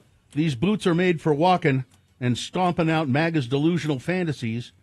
Nancy Sinatra, the eldest daughter of the late and legendary crooner Frank Sinatra, made it clear earlier this week that she's not going to let anybody besmirch her father's good name by linking him in any way to Donald Trump. The Something Stupid singer was minding her own business on Twitter. Yeah. Sharing a Forbes article about her dad when a random Trump supporter made a bold claim in the comments of her post. He'd vote for Trump. Woot, woot, the user wrote about the My Way singer. In response to the ignorant comment, Nancy swiftly shut the troll down. Yep. Not a chance. You obviously don't know my father at all. Do some homework before you post about him, she said. Frank Sinatra was pretty historically was known for supporting black entertainers specifically, like refusing to play places that weren't kind to them and boosting them. His record on supporting women's causes, on the other hand. That's a different thing. But he was a liberal. How about that? Okay. Nuclear war could break out at any time if India continues strikes. That's Pakistan's defense chief warning as his country teeters on the brink of a conflict with India, a nuclear conflict. Defense Minister Khawaja Asif gave the stark warning in an interview with Pakistani TV channel Geo News. Tensions between the two nuclear powers continued to reach boiling point. There's no let-up in the rhetoric at this point between the two countries. The minister said, if India imposes an all-out war on the region and if such dangers arise in which there is a standoff, then at any time a nuclear war can break out. He said, if they aggravate this, then if a chance of war arises in which there is a sign of nuclear options being used on both sides, then the responsibility for that will be on India. So there is that. There haven't been any reports in the last few hours of them actually physically attacking each other, but the rhetoric is very, very hot. Let's see. Utah's transgender teens have previously indicated to state officials that they are 3.5 times more likely than their peers to consider taking their own lives, almost 4.5 times more likely to experience severe depression, and are 2 and 3 times more likely to experiment with drugs and alcohol. But those figures documenting transgender students' emotional struggles in conservative Utah, those figures are no longer available to the public. Wonder why that is. They've been quietly purged from a state website. Links to data on how transgender students' mental health is faring on the Department of Health and Human Services Office of Substance Abuse and Mental Health site have been deleted, while other demographic-specific reports remain accessible. Changes to the website come as orders from the White House increasingly act to erase the visibility of transgender Americans, including ordering public health data that Trump's administration has labeled gender ideology taken down. According to web page snapshots preserved by the Internet Archive, transgender student profile reports compiled from the statewide Student Health and Risk Prevention Survey, commonly known as SHARP, were available on the Utah Office of Substance Use and Mental Health site on February 2nd. By March 4th, those reports had disappeared. Well, the information isn't there, so we can't. It doesn't exist. It doesn't exist. It doesn't happen. Didn't happen. Months after a 12-year-old West Haven boy died from child abuse suffered at the hands of his family, the boy's father was sentenced after pleading guilty earlier this year to his son's death. Appearing in an emotional Ogden courtroom earlier this week, Shane Peterson was sentenced to 5 years to life in prison for the child abuse homicide death of his son Gavin. He was also sentenced on other charges, including 1 to 15 years for the abuse of his Gavin's sister, and other sentences that will be served consecutively. I do think that you're entitled to a maximum sentence on this case, said Judge Camille Nieder. She was crying. The judge was. The sentence was announced after Peterson spoke to the court saying he wanted to express how sorry he was. Well, I'm sorry doesn't cut it, okay? Sorry does not cut it. A tourist has died in Arches National Park. According to park rangers, they were called to reports of a man falling on the Windows Loop Trail. Bystanders immediately started CPR before rangers arrived on the scene. He didn't fall off of anything, or he was 77 years old. So just collapsed. They think he just collapsed. He was a tourist from Germany, a place called Haltern am See in Germany. The hockey team is now the Mammoth. Yes. And now they're saying they would like people to vote for the name of the mascot. What's the mascot's name going to be? And some of the most popular names so far are Wooly, Tusky, tusks up, Manny. Now, see, I was going to suggest Manny, but there it is. It's right there. Now, Manny is what in the Ice Age movies. Oh, I see. Yeah. Well, we could run into some rights issues. Yeah, probably. Clubber. Clubber Lang. And Bully. Bully. Somebody said, I don't like any of those. I think it should be Slappy. I kind of like Slappy. I kind of like that. Hey, Slappy. Melvin the Mammoth. How about that? I like Melvin. Yeah. How about Marvin? Marvin the Mammoth. Yeah. Somebody said, what's a good name for a mammoth? Hockey Chuck, somebody said. No. I don't think, no. So the reason Clubber came up is that's what some people had started calling the team when it was just being called the Utah Hockey Club. Oh, they were calling club. them the Clubbers. I see. The team's identity is in the hands of the fans, and so they'll vote, and we'll see what happens. We have a texter who has an excellent suggestion. What? Joseph's Mammoth. Joseph's Mammoth. Mammoth. Let's see. Moroni the begins Mammoth. with an M, yeah. Moroni the Mammoth. Let's see. Finally, this story. It took 8 years, but a farmer in Massachusetts won his long fight to prove that he did not owe his town $300,000 in taxes. In fact, when it was all over, the town owed Bill Griggs $31,000. Oh, look at that. Back in 2022, the town of Billerica claimed that Griggs owed roughly $300,000 in back taxes. That's because Griggs stopped paying his taxes altogether in 2017. He claimed that they'd been overtaxing his land since 1997. I want to know what I'm being taxed for, Griggs said at the time. The town had assessed his land at $1.2 million, which he claims was an overassessment. His farm falls under the Agriculture Preservation Restriction Program in Massachusetts. The land can only be used for agriculture. Griggs said it would take a 3/4 approval vote in the Massachusetts House and Senate for his land to be used for anything other than agriculture. That's what allows it to be at a lower rate, because it's preserved open land, he said. It became just unsustainable when you tax it so heavily. You run out of money. But the town didn't agree with him, and he kept saying, no, you just look at the law, the federal law. Look at the federal law. Yeah. And he won. And he finally won. And as a matter of fact, he said, we've overtaxed you, and we owe you $30,951. So there you go. All right, that's it. All right. Weather, traffic. 55 right now. Going to have a high of 78 and sunny today. Overnight low 54. Tomorrow 84. Saturday 88. I don't know why we can't just hang out in the 70s for a while, but we're going to get warmer and warmer and warmer. Traffic, we've got a crash southbound I-15 milepost 285 in Lehigh. Also a crash northbound I-15 80th south in Salt Lake. Left shoulder affected there. And whatever you're seeing, you can text us and let us know. Just make sure it's safe for you to text 33986. All right, here's boner candidate number 3. They want to degrade and destroy the American judiciary. The Justice Department is being urged to investigate a series of suspicious pizza deliveries to federal judges' homes, some of which were ordered using the name of a judge's son who was fatally shot by a fake delivery man.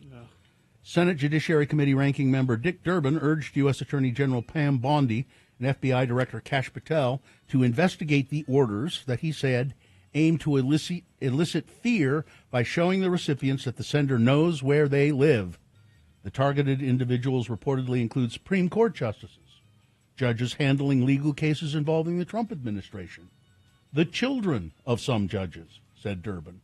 Some of these deliveries were made using the name of Judge Esther Salas' son, Daniel Anderl, who was murdered at his family home by a former litigant who posed as a delivery man. Senate Minority Whip Dick Durbin says that Salas' 20-year-old son and husband were both shot at her front door in 2020. She spoke out against the mysterious deliveries last month, some of which she said she has also received, and the twisted use of her son's name to harm others. My murdered son's name is now being attached, weaponized. It's being used as a weapon against judicial officers, she said. I know where you live. I know where your kids live. Do you want to end up like Judge Salas? Wow. Do you want to end up like her son? That's what they're saying. Exactly. These are unprecedented attacks on judicial officers. Federal judges have increasingly reported death threats, swatting calls, and acts of intimidation against themselves and their families, especially judges overseeing high-profile cases that challenge Trump administration policies. Mm-hmm. Boner candidate number 3, they want to degrade and destroy the American judicial system. All right, let's review the first two and vote. Boner candidate number 1, they're trying to destroy America. Republicans on the House Natural Resources Committee approving proposal to sell 11,000 acres of public land in Utah so that you can mine it and drill it and develop it. Strip it. Boner candidate number 2, they're hoping to make Americans sicker. The head of the U.S. Food and Drug Administration on Tuesday reportedly raised doubts about the need for COVID booster shots for all Americans and questioned the success of past clinical trials. And then Boner candidate number 3, they want to degrade and destroy the American judiciary. All right. Time to vote for Boner of the Day. 1, 2, or 3. Remember your candidate number, the one that you think should win, the one that you think is the worst. Put that single digit in the message of a text. Text that to 33986. Or call Katie in the producer's booth. She'll take your live voice vote at 877-602-9696. Or you can go online, x96.com. Look for the box that says Boners May 8, 2025. Click and vote. And if you don't see that box, refresh your browser. It'll appear. Click and vote. And then as soon as we award the Boner, phone lines will be wide open for the X poll. The question being, tell us about your first bar experience, saloon, drinking establishment. Where'd you go? What'd you do? First one. What'd you have? What was it like? Was it a mistake? Let's hear it. Coming up after we award Boner of the Day. You've got 4 minutes. Let's vote. Go. Yeah, you listen to Radio from Hell.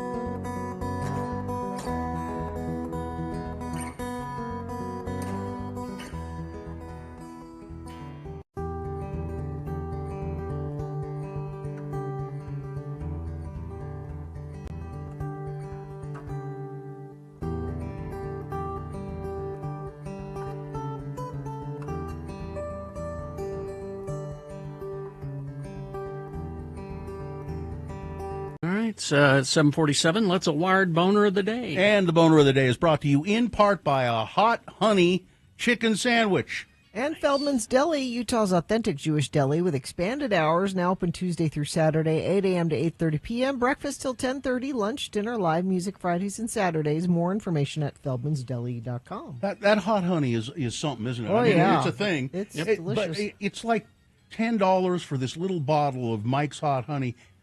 Can't you make it yourself? Sure you could. Like, I don't know. I'm going to have to look into that. Yeah. It's too expensive. Let's see now. These candidates, I don't know how you would pick which one. It is tough today. They're all horrible. They're all horrible, and they're all sort of the same kind of problems we're facing today. So it kind of doesn't matter which one. Well, but people did have a decided Okay. opinion on it. They all got good voting. 69 votes for number one. They're trying to destroy America.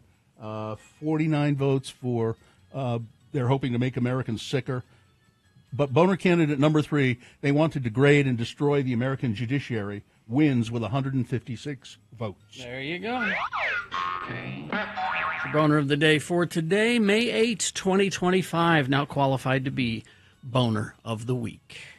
All right. Is the X-Poll sponsored? Yes, X96 and Harmon's have your Mother's Day shopping covered. Listen all week long with Radio from Hell. Artie Fufkin and Todd Newcomb to win a prize from one of our great Mother's Day sponsors. Plus, enter our web contest at x96.com to win the grand prize, a $250 Harmon's gift card. Today's prize is Alpine Plastic Surgery gift certificate. 2 good reasons for Alpine Plastic Surgery: enhanced curves and bikini confidence. Schedule your breast augmentation consultation today. Call 801-689-3500 or go to alpineplasticsurgery.com. The X-Bowl is pretty simple. We got talking about it because so many people apparently had gone to my ex-wife's place as their first bar experience. Yeah, it's like my nephew, it's his first bar experience. Yeah. And he still loves to go there. My wife, I think it was her first That bar was her experience. first I think it might have been my son's first as well. Yeah. And he goes there occasionally still. So what's your first bar experience? Where was it? What was it like? What did you do? Now, I do maintain, though, that if you're like me, if you can remember your first bar experience, you didn't have a very good time. That's what I think. But 877-602-9696. Or you can text if you have to, 33986, but we prefer your phone calls. Yeah, we do. So just give us a call. What's your first bar experience? Where was it? What was it like? What'd you do? Let's see. Here's a texter. I spent my 21st birthday at Lucky 13. It's my family's favorite burger place, but this was the first time I could go in and partake of some adult beverages because it is a bar. The only problem was this was only a week before I left on my mission. Well, so then, see, this is why you need to call, because did you have a drink while you were there, or you just went to the bar? Exactly. 877-602-9696 is the number. All right. Looks like Tim the Tree Guy is here. Tim? Hi, Tim. Good morning. Where's your first bar? Well, we're talking legal, right? Well, not necessarily. It doesn't have to be. But Well, we'll go with the legal one. My birthday is 2 days before Halloween, so I went to the Holy Cow on Halloween. Where was that? And It's Urban Lounge. and saw Elbow Fin, though, so that was cool. Oh, my God, Elbow Fin. All right. Did you just you remember Right. it fondly? I don't remember all of it. Good. There you go. All right. All right. Thanks, Tim. Thanks, Tim. Elbow Fin at the Holy Cow. Good Lord. Braden is here. Hello, Braden. Braden. Hello. Hello. Good morning, everyone. Thank you for letting me listen. You're welcome. My first bar experience was the Jackalope downtown. And I kind of remember most of it. The one thing I definitely remember was the 2 people that were being intimate in the bathroom when I walked in. Oh, well, okay. Yeah, you knew you'd hit the big time. Yep. The Jackalope. What? Right. It was a good time. What did you have? What did you order? It was a Miller High Life because it was like $2.50. It's the There champagne you go. of beers. Champagne of beers. All right. Thank you. All right. Thank you very sure much. was. Let's go to Marty. I think Marty is here. Marty? Marty, good morning. Good morning. You went to a really good place. This was your first bar experience, really? Yes. Oh, I live in the Valley. Up in Huntsville. Yeah, I live, and I was 16 years old. Me and my friend, we rode our horses over and snuck in the back door and just stood there. Of the Shooting Star. You just stood in the back door? So you were in there. That counts as your first being inside a bar. Yes. I suppose. Now, so you didn't drink. You didn't go in there and drink or anything. No. We just watched them play pool. All right. Yeah. All right. Thanks, Marty. Thanks, Marty. Sure. All right. Thank you very much. Let's see. We've got, looks like Cara. Cara. Hi, Cara or Kara. Kara. It's Kara. Yeah. No, it isn't. It's Cara. Yeah, and that's your parents' fault. Yeah. What was your first bar? So I was 22 and had my second child, so I was breastfeeding. Oh, wow. So I had to go to the bathroom and pump and dump all night long so I could have 2 beers. And it was at the Bay? At the Bay, the old Bay. Yeah, right over here. Yeah, it's a restaurant now. Yeah, Carrie and I went there with the Killer Tomatoes. Oh, awesome. Yes, I didn't really have that much fun. Yeah, I that had sounds- to keep running to the bathroom. Yeah. All right. Pump and dump. Thanks, Kara. But it was fun. Thank you. All Bye. Let's go to Or was it Cara? Richard. Hi, Richard. Hi, Richard. Or is it Richard? Well, hi. Hi, Richard. I'm, not a dick. I don't know. But, All right. yeah, you guys need to help me out here, lords and lady. Okay. There was a bar on Main Street back in 1978 that groups would play. And I remember in high school, I was able to get in without getting ID'd. And it was Rush and Van Halen and UFO. What was the And name it of burnt down. Yeah. Main Street and what? Where? Oh, it was downtown. Yeah, I know. It burnt down. It was an old it was like an old grocery store or something that was converted into a into a theater. Yeah, into a That was it. venue. I saw some shows there too. Oh, I can't remember the name. Someone will text. Yeah, me. somebody will remember the name. I keep listening. Somebody will. Great. Thank you, guys. If Bad Brad Wheeler is listening, he will know. But don't text Bill because he left his phone. Yeah. I left my phone home. You can text me. Text Brad. Gina. And Brad, I need to give you my number. Yeah, exactly. What's the name of that place? Oh, I can't remember. Someone will remember. Yeah. All right, let's go to Adam, I the saw, bartender. I saw a local bar, a band there. It was Cow Jazz was the name Cow of the band, Jazz, I and they were remember. really good. Adam, hi. Good morning, lords and ladies. Thanks for having me. Yeah, first bar experience. Fake-made college IDs that were horrible, but the Vortex didn't care and let us upstairs. It The was fantastic. Vortex? Oh, I had Vortex. I have a lot of fond memories of the Vortex. In the swirl of the vortex. I danced in a cage at the You Vortex. did. Oh, yeah. I probably watched you. Yeah. Yeah, a lot of stuff went down at the Vortex. I'll Sure tell did. you. Yes, it did. It was a cool place. It was a great place. I'm Adam Watt. I loved it. Amazing. That was one of my favorite jobs I ever had. Was working there. Pivotal point in your You were a life. DJ there? I was working at another radio station, and what would happen is we would plug the soundboard of the bar of the dance club to the radio station, so you were hearing what was being played at the club, idea, which is a yeah. great idea.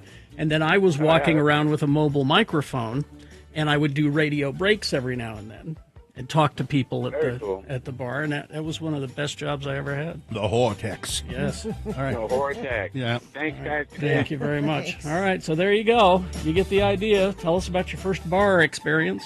Saloon, in some cases. Drinking establishment.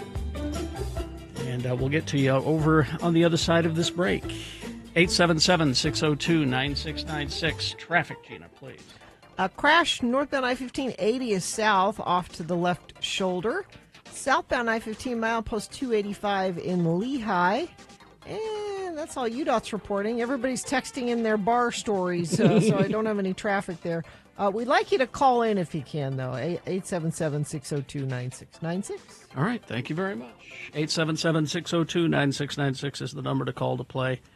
coming up for our X-Poll, and Beat Gina is on the way as well. Stand by. RandLife.com/X96. Rand Life has been my mortgage company, and they do a great job. And if you're waiting for the right time to buy your first home or upgrade a home right now, you can do no better than going to Rand Life Home Loans. And right now they are offering a great rate on their 3-in-1 adjustable rate mortgage. It's 3.25%. 3.25% on 5.98 APR. You ask them what that means. They're the smart people. Yeah, but whether you're a first-time home buyer or you're making a move, I can tell you what that means for you. It does mean flexibility and more money to get into your dream home right now. Lower payments up front as well. The perfect way to start your home buying season. Arm yourself with a 3-in-1 adjustable rate mortgage from Rand Life. They can tell you all about it. Just go to this website, randlife.com/X96.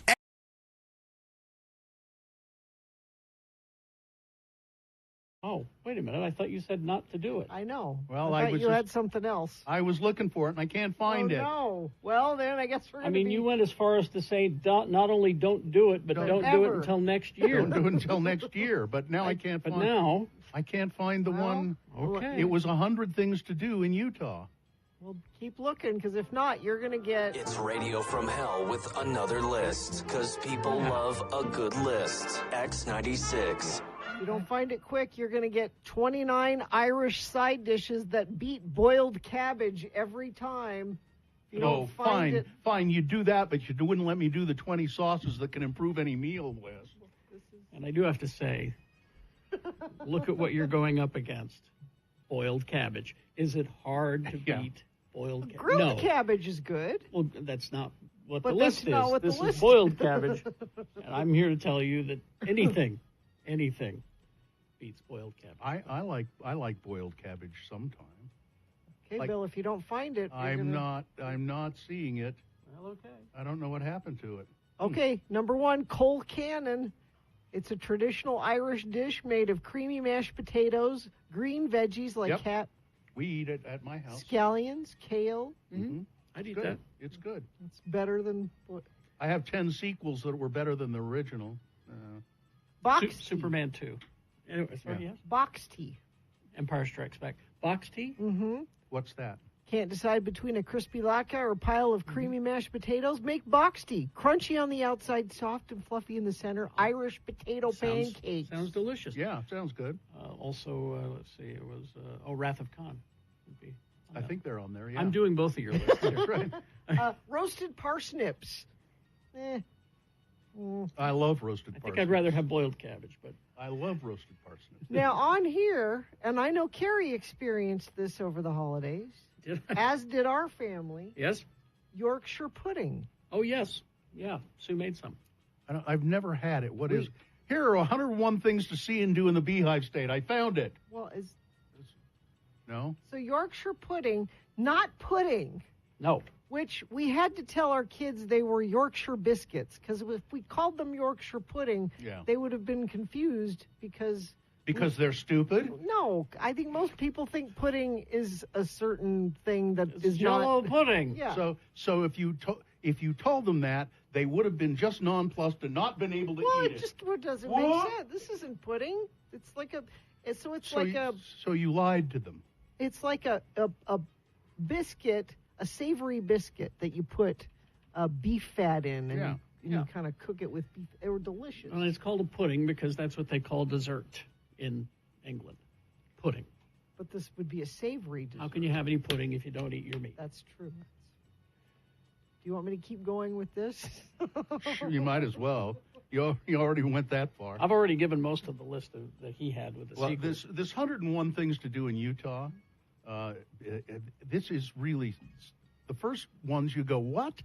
Visit the Bonneville Salt Flats? No. Why would you do that? You don't need to go out there and do that. No. Have a day on the beach on Utah Lake. No. Do that. It's gross. Tour Temple Square. Well, maybe. No, it's closed. Yeah, that's true. That's true. How about beer cheese soup? Do you want beer? I've had that. I'd have beer cheese soup. I've had sure. it. It's better than boiled cabbage, I'll tell you that. I've got a better list than all of you. Okay. Really? How much of a true Utahn are you? Okay. And I have 24 items. All right. Okay. And you give yourself a point for each one that you've done. Okay. Okay. Seen Delicate Arch in person. Yeah. Yes. Hiked to Donut Falls. Yes. Yep. Watched a Utah BYU football Yes. game. Yep. Walked around the state capitol building. Yes. Yep. Floated in the Great Salt Lake. Yes. No. We've all been on a boat together. Well, I think they mean actually immersed in. But Oh. anyway, We I have? don't know. Visited the ice castles. Yes. Driven the Alpine Scenic Loop. Yes. Yes. Climbed Angel's Landing. Oh, I have not Yes. done Walked around Temple Square. Yes. Rode Cannibal at Lagoon. I don't think I have. Okay. Complained about drivers on I-15. Sure. Sure. Funeral potatoes. Yeah.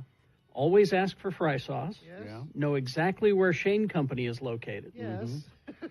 And the reason I saved this list is because we made number 15. Still have an X96 freeloader card. Oh, we are. Oh, look at that. 16, gone off-roading Listen, in Moab. Harriman did. He said his first bar was the Regal Beagle in California.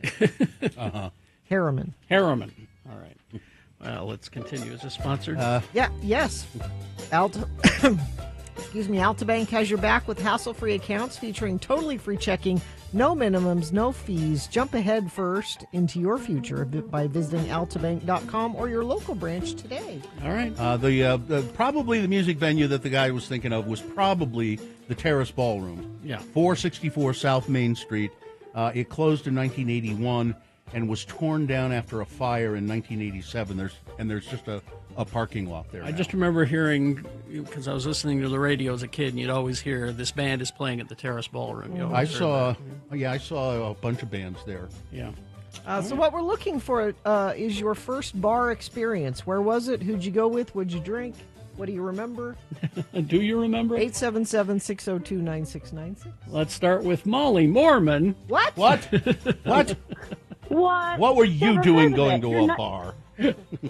Well, what, do you mean when I was 13 and I worked there? Oh, really? What was it called? It was called the Windrift. Uh-huh. It's not open anymore. This was way back in the 1900s in New York, a small town.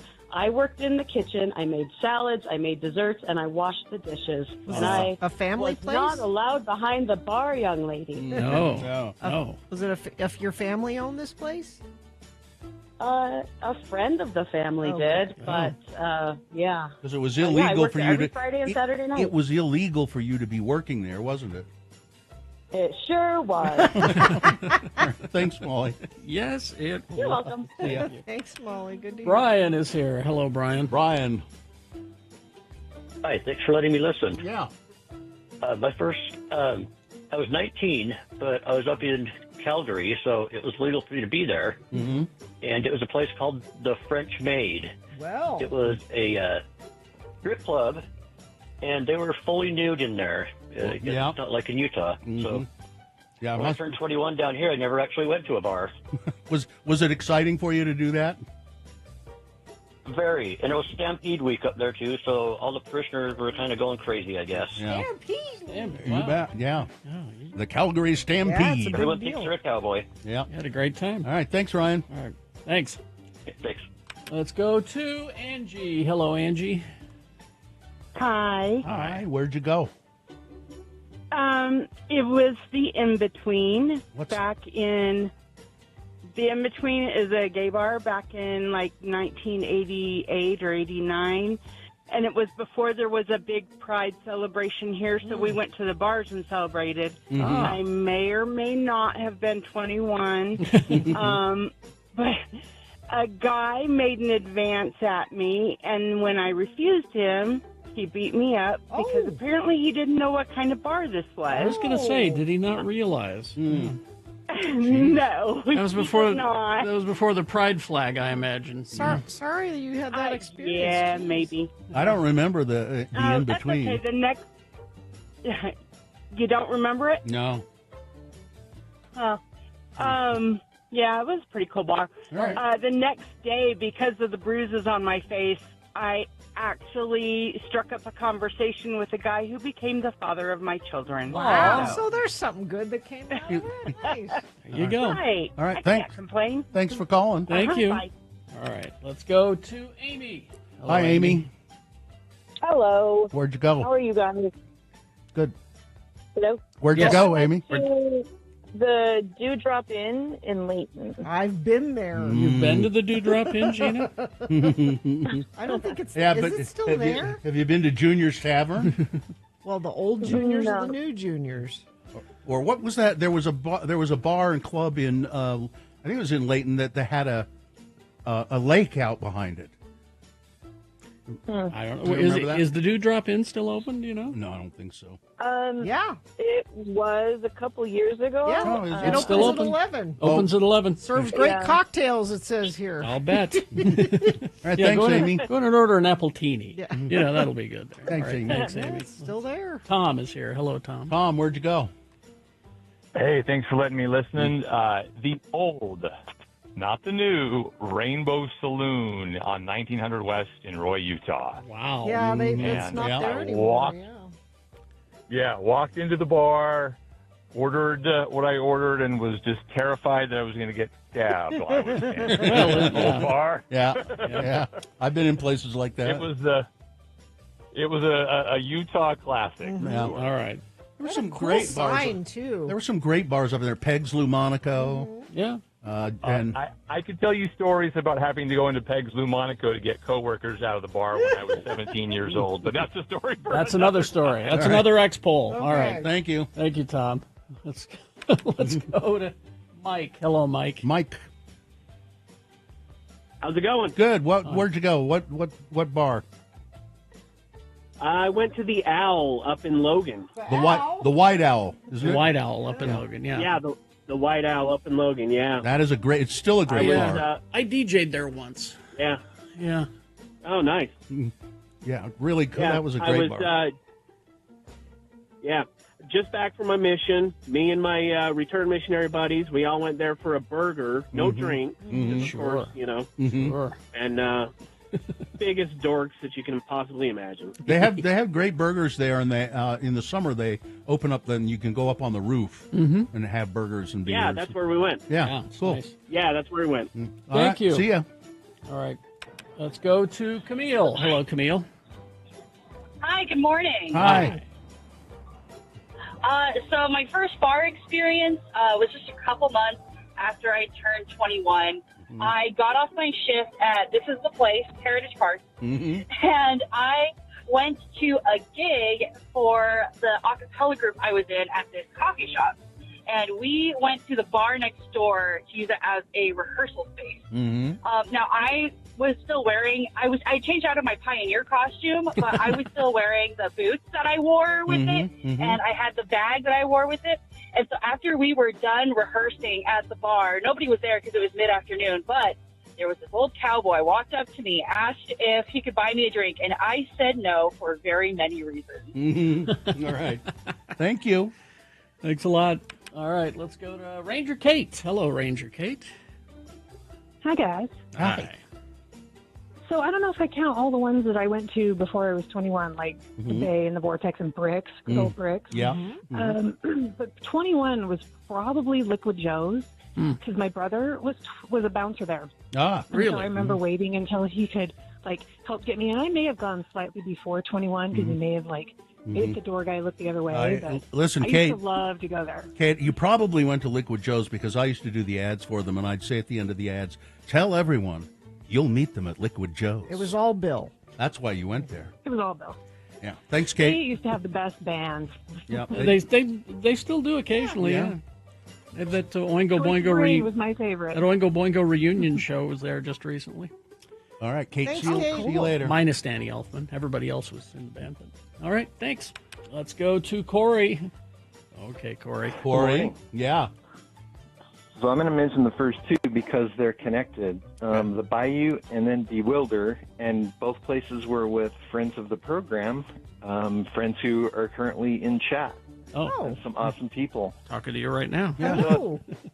Well, good. And it's directly related to you guys. Oh. Because that's where I met them. I like to think we bring people together. We do, and make them alcoholics. Yes. Thanks, Corey. Thanks, Corey. On the way. All right. Let's go to Alex. Hello, Alex. Hey, how y'all doing? Good. Where'd you go?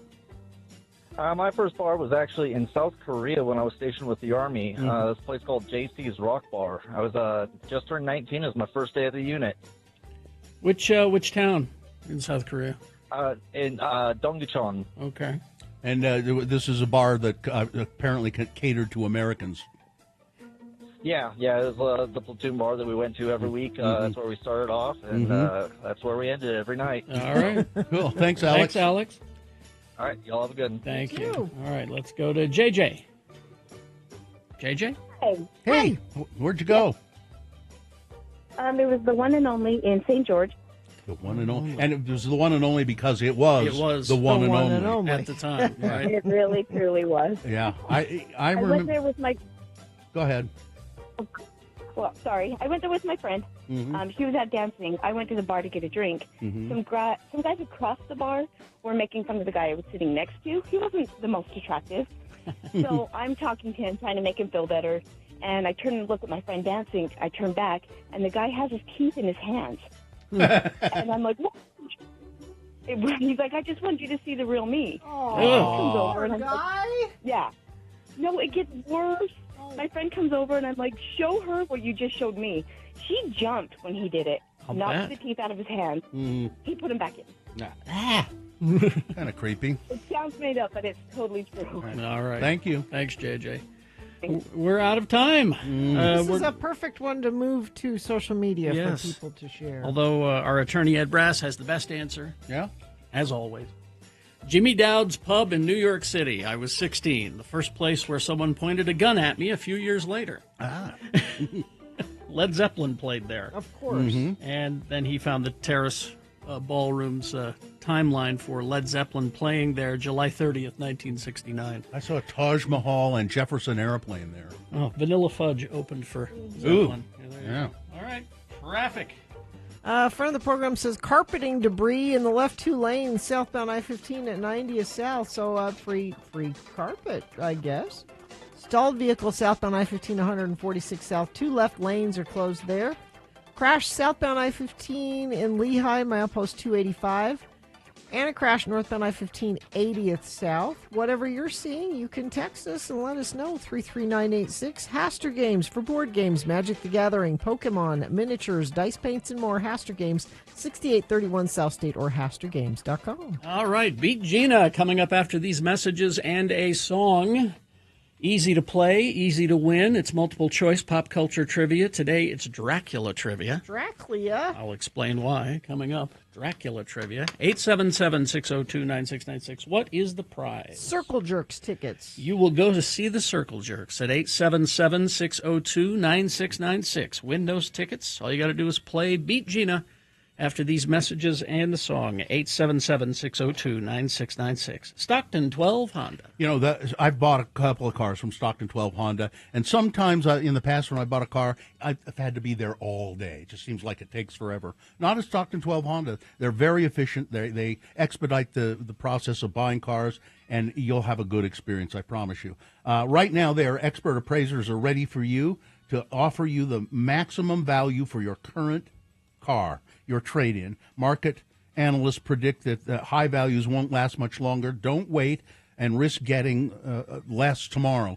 If you have a car that you want to trade in and get a new car, go to Stockton 12 Honda now. Stockton 12 Honda is your neighborhood Honda dealer for over 25 years. You can go into the dealership. From the moment you step in the door, you'll find the best sales and service experience around. And now, if you can't go there right away, go online. They have a complete inventory online, and you can shop online. You just go to Stockton, the number 12Honda.com. But I suggest going to the dealership. They're great there. Stockton 12 Honda, Southdown Auto Mall.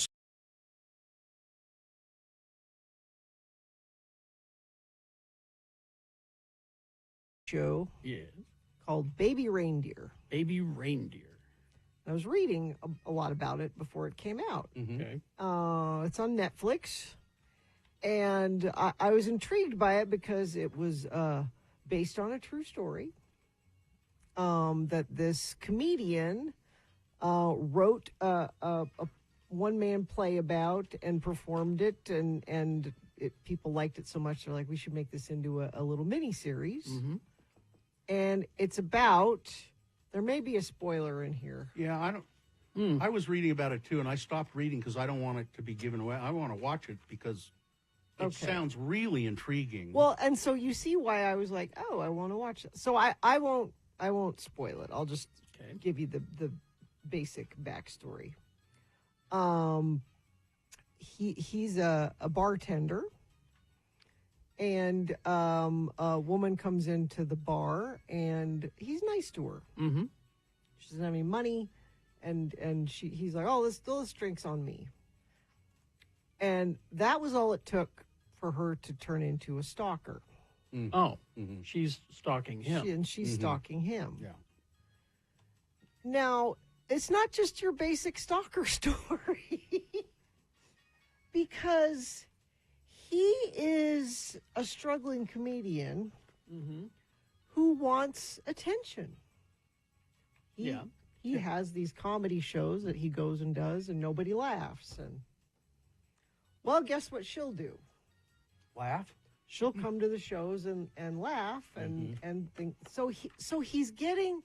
So even though she's creepy, he's getting positive attention from, like. Now, you said something earlier. You said something about this show put you off, and you didn't think you would watch the rest of it. Well, now you can't say. Well, it's because he doesn't handle it in the way, like you're watching it going, why are you encouraging this? Mm-hmm. Why don't you just tell her to knock it off? I mean, I guess there's not a story there. The story is that it gets complicated. Like, she's crazy, but he's kind of crazy too. He's kind of like, well, like you keep saying, why don't you go to the police? Why are you putting up with this? Well, so it's this kind of dysfunctional. Yeah. This is I had not heard of it, but apparently this is like the most watched thing on Netflix right now. It's huge right now. And I've talked to a couple people who were like me, who watched a couple episodes and went, I'm out. I can't. I'm out. I can't do this. So here are just some of the headlines about it. Okay. Real life baby reindeer woman complains, I'm the victim, he's stalking me. Stephen King says, this is the most incredible thing I have ever seen.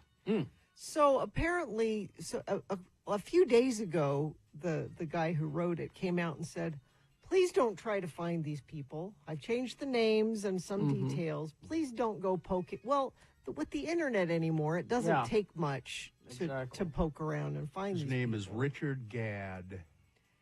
And now apparently the stalker, because he came out a couple days ago and said, I don't have any contact with that woman anymore. Don't try to find out who she is. Leave her alone. Well, of course, some people have found her, and now they're interviewing her, and she's still crazy. Okay. It's an interesting, I don't know, maybe I'll go back and finish it, but Here's a texter. We watched Baby Reindeer over the weekend. It was good, but also very disturbing. We did some research, found it is very close to the actual events in the story. I don't know. I watched two of them and I went, He said it's kind of like, he says it is based on events in my life, but I've changed the names of people, the genders of people, all of that kind of thing. I don't know. Maybe it's a good thing that it's not what I was expecting it to be. Maybe that's what makes it interesting. What made you go watch it in the first place? Because I just thought it was, it's a true story about a stalker. Maybe that, I don't know. It's like a true crime thing, like I like. But the stalker should have been the one that made me uncomfortable. He, the victim, was the one that was making me uncomfortable. Like, why are you behaving in this way? This is, like, if this were happening to me, I wouldn't behave in this way. Why are you behaving in this way? The reason as to why he didn't go to the police earlier is very disturbing. It gets very hard to watch. Well, maybe maybe I need to finish it, and maybe I won't watch it. It's like it's weird, the way things affect people. I loved that show, Fallout. My wife watched the first episode with me and said, "I can't watch this." Oh, really? Yeah, it's too violent. I said, "Well, it's kind of cartoony violence. I don't know. It's just too."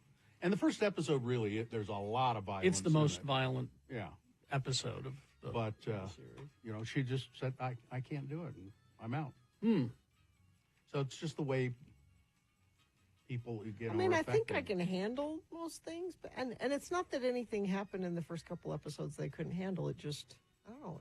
Well, it's like that. It's like that. Those movies, the Human Centipede movies. Well, that's now. But I know people who say they are a very they're not parodies isn't the right word. It's social commentary. It's over the top. It's there's a lot of that in it. I think I don't care. I know enough about it to know that I don't care what point it's trying to make. I don't want to go there.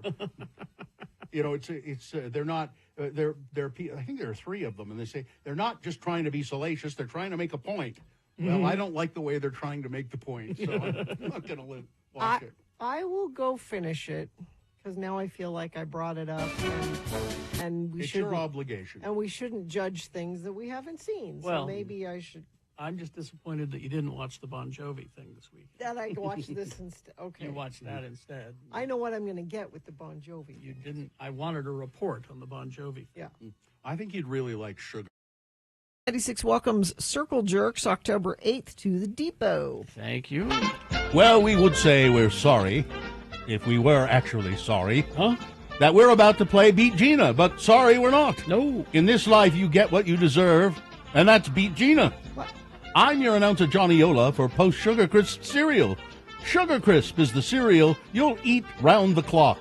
As a cereal, it's dandy. For snacks, it's so handy. Or eat Sugar Crisp like candy. You can't get enough of that Sugar Crisp, Sugar Crisp, Sugar Crisp. Can't get enough of that Sugar Crisp. It keeps you going strong. You bet your booties, Granny. And now, here he is, your handy dandy. He's just like Candy host. Oh. Kerry Jackson. Thank you very much, Johnny Ola, professional game show announcer. You said it. All right, the randomizer has picked a contestant. Gina, you'll be going up against Douglas today. Douglas, are you there? Yes. Yes, all right. I am. Thank you. Okay, Douglas, we're going to toss a coin. Oh, where'd my coin go? Uh-oh. We'll use the coin toss app. It will determine who goes first. It will give you the advantage in the game if you call it correctly. You call it heads or tails. I will take heads, please. All right. And heads it is. There we go. Well, you're one step closer to winning these Circle Jerks tickets. All right, because you are first, you get the advantage. The first question goes to you. You can answer it on your own with no interference from Gina. If you get it correct, you get the point. If not, Gina has been paying attention, and she'll answer the same question correctly, stealing your point away. We'll go back and forth till one of you gets 3 points. All right, because on this day, Sir Christopher Lee's Dracula was released in 1958. We just decided to do Dracula trivia, just Dracula in general. Okay. That's a good Dracula, too. It's a fine Dracula. Yeah. So, here we go. Here's your questions. Douglas, first one for you. In a conversation with Harker, Dracula claims to be descended from who? Descended from who? Is it 1, Romulus and Remus? Is it 2, Attila and the Huns? Is it 3, the GOP? Or 4, the funk of 40,000 years?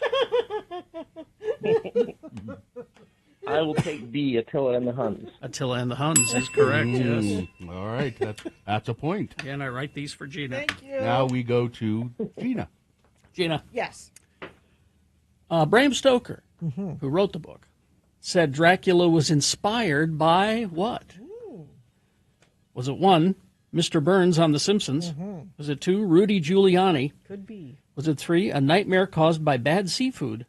Or 4, watching bats in a bell tower in his hometown of Dublin?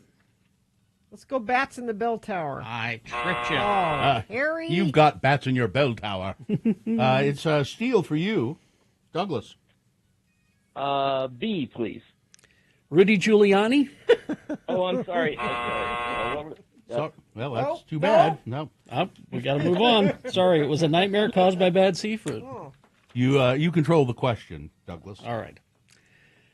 During the filming, Sir Christopher Lee missed his marks multiple times and would even run past the cameras during filming. Why?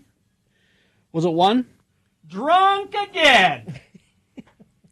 Was it 2? He was so into the character he wasn't merely acting.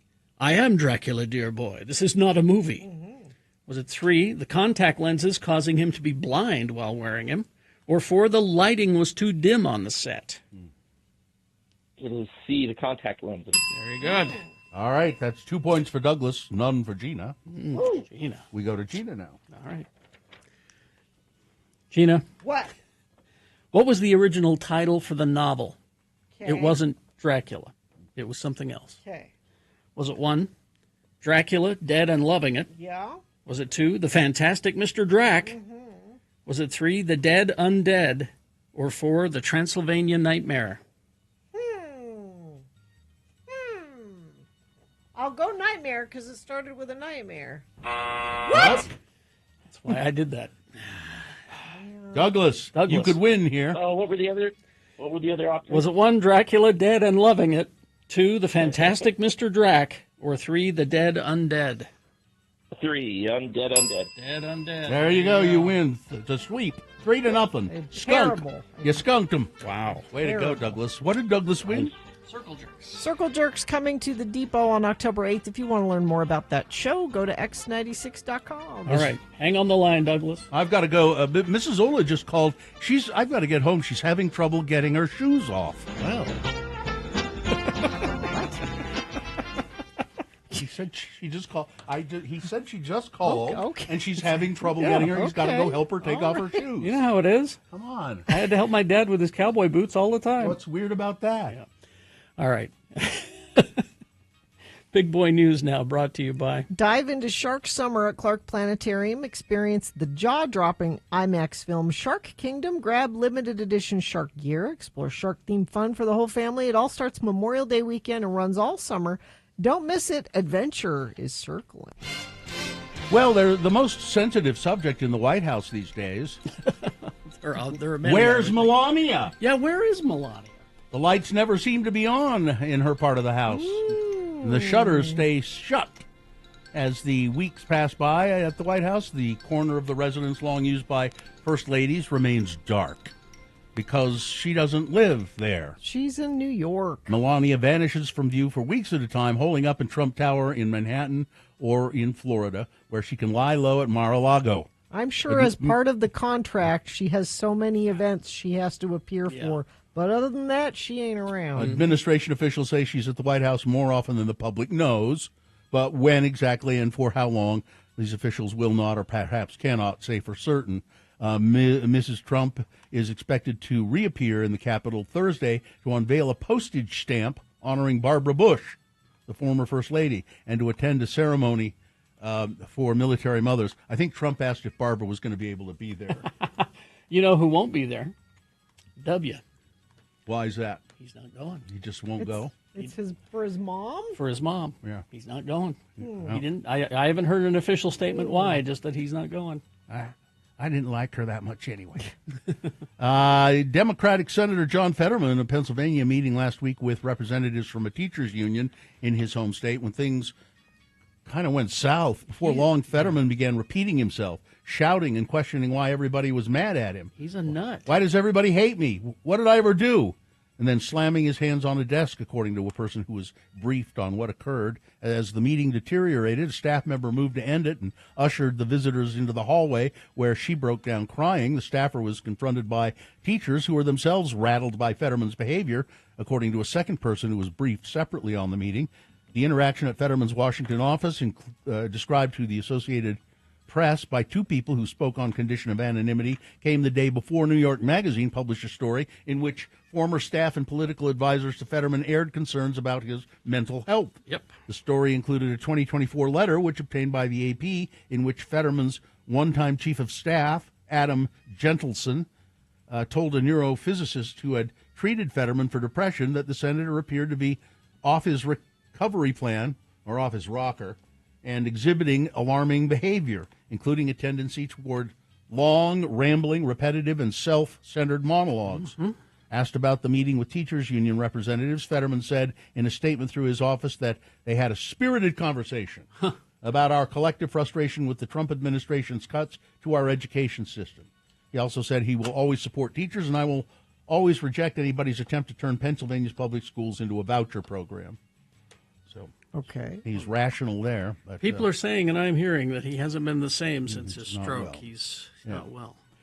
Emily Amy remembers getting the Sundance catalog when she was a little girl in the Appalachian foothills. With the magazine's bright pages, she saw a future career path, one that would allow her to create and make a living selling her hippie roots art school kid jewelry. Spin-off of Robert Redford's Sundance Mountain Resort in Utah, the catalog developed a loyal following by curating products that emanated rugged Americana, that showcased artisans who crafted small batch, high-quality jewelry, clothes, furniture, other goods. When a representative for the brand found Amy at an art show in New York about 15 years ago, she said it was a big deal. Having your work in the catalog legitimizes you as a business person, as an artist. They were always the gold standard of who every small artist wanted to work with. Other artists say their experiences in the catalog have changed. Elizabeth Kellen, who created a Los Angeles-based jewelry chain design studio with her sister, said she's the appointed spokesperson for about 50 other designers who say that they are collectively owed millions of dollars in unpaid invoices. Amy and Kellen, whose work has been featured in the catalog for more than 25 years, say they alone are owed tens of thousands of dollars for products the company ordered to offer through the catalog online. Sundance Catalog's recent rebrand to Sundance Living, the loss of certain longtime staff, and a lighter emphasis on jewelry and the unpaid invoices, Kellen said. Designers worry that the company's financial health is bad, and they've asked it to return all of their samples. The company initially refused, but now they say they will. There's not much being said from the Sundance magazine or catalog side of this story, but sounds like things aren't well there. There's a new apartment tower in Salt Lake at the site of a rundown motel along North Temple in Salt Lake. It's now a new nice-looking building called Spark. The complex offers 200 affordable units, nearly a quarter of which are dedicated to people earning as low as 20 to 30% of the area's median income. About another quarter dedicated to people making 40 to 50% of that threshold, while the remaining half dedicated to people making 70 to 80%. Units range in size from studio to two-bedroom. All of them have washer-dryer. The facility has a gym and a playground for kids, courtyards to have play areas for dogs. It's nice. I saw pictures of it. The mayor was there opening it. They posted a bunch of pictures. It looks nice. Yeah, it's very nice, and it's nice that it's relatively affordable. Ogden man is facing charges, 637 charges, as a matter of fact, after 152 dogs and cats were rescued from his home, living in extremely poor, overcrowded conditions. Miguel Salgado Vargas, 73 years old, faces charges including animal cruelty, public nuisance, failure to obtain rabies vaccination, unlicensed animal and kennel or cattery violations. Animal Services said they found, this one is sweet. Now, see, I think that's before and after. The little dog there in the picture we're looking at, I think that's when they first found him. Yeah. He looks a lot better, doesn't he? Yeah. He still has the saddest eyes you'd ever want to see, though. Animal Services said they found 152 dogs and cats living in extremely poor, overcrowded conditions at the home on Jefferson Avenue in Ogden. Let's see. Man accused of South Carolina, Charleston. A man was taken into custody after he hid in his ex-girlfriend's shower, pretended to stab her, and later choked her in what he called a prank. I was just kidding. Jackson Cullum Arnold, facing multiple charges. Officers say Mr. Arnold went over to the woman's house late Saturday night after an argument over text. Arnold entered the house without permission, according to police, hid in the shower of his victim's apartment, and used a pair of her black biker shorts and a baseball cap to conceal his identity. Oof. When the woman arrived home around midnight, she noticed her own clothing items on what she believed was a stranger. Arnold allegedly wore glasses, a gray sweatshirt, no pants, held a kitchen knife in one of his hands. After the victim screamed, Arnold pushed her toward the door and imitated slicing her throat with a knife, but didn't make contact. Anyway, he kept trying to assault her, and then finally he stopped and said, "Look, I was just kidding. It's me. I was just kidding. Come on, This is I'm not just kidding." Not yeah. funny. You don't know what a prank is, clearly. After he let her go, the woman told her family to call 911, which they did. Mr. Arnold was arrested and taken to the local detention center. Good. And I think that's about it. That's all I got. That's it. Is that it? Yeah, All right. I think so. Sports, weather, traffic. We love you, Cam.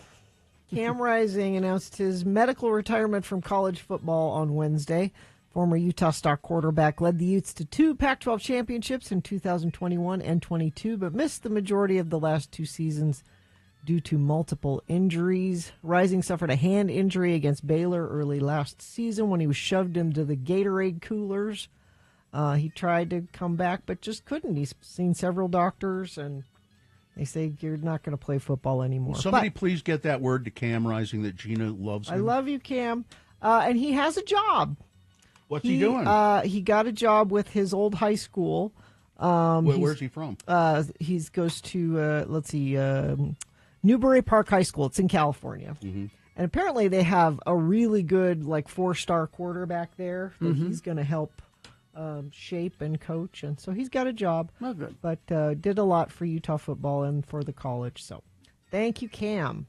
Let's see. Salt Lake Bees lost last night 6-7. They play Sugarland Space Cowboys again tonight at 6:30. That's your sports. Weather. We just are warm and getting warmer. It's 55 right now. Going to get up to a high of 78. Overnight low 54 tomorrow. Even warmer, 84. How about even warmer on Saturday? 88 on Saturday. It's just, I don't know why we can't hang out in the 70s for a minute, but we're not. Looks like we stay in the 80s for first part of next week. Traffic, we have a crash southbound I-15, milepost 285 in Lehigh. Crash eastbound I-80 at milepost 123, that's the I-15 junction. Crash southbound I-15, 152nd south, off to the right shoulder. Stalled vehicle southbound I-15, 146 south, affecting a couple lanes of traffic there. And you haven't sent anything in via text, but you certainly can if you see something. I will be happy to pass it along. Just make sure it's safe for you to text 33986. Tired of paying too much for concerts? Experience great live music and enjoy adult beverages without paying stupid prices at Salt Lake's coolest venues. Don't miss the Garcia Project. It's a Grateful Dead tribute band this Friday and Saturday night at the Stateroom. Get tickets at thestateroompresents.com. All right, 8:39. We will take a break. We'll be back after these messages. Stand by. Don't forget the Boner Recap game coming up just after 9 o'clock. And the Mother's Day contest we'll do when we come back. We'll do the contest after.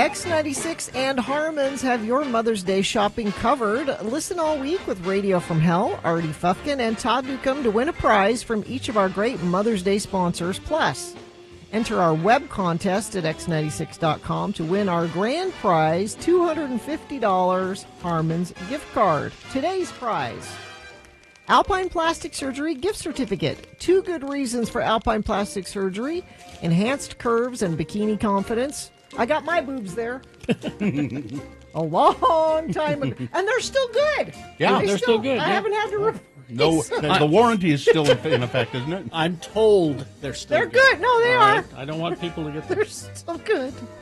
Schedule your breast augmentation consultation today. Call 801-689-3500 or go to alpineplasticsurgery.com. Here is your keyword: trim. TRIM, T-R-I-M, TRIM. Text that to 33986 now and win. All right. Thank you. All right. So, Daddy Gary. Yes. That's your father? Yes. Your surrogate father? Yeah. I had a couple of dads. Yeah. My two dads. He's retired now.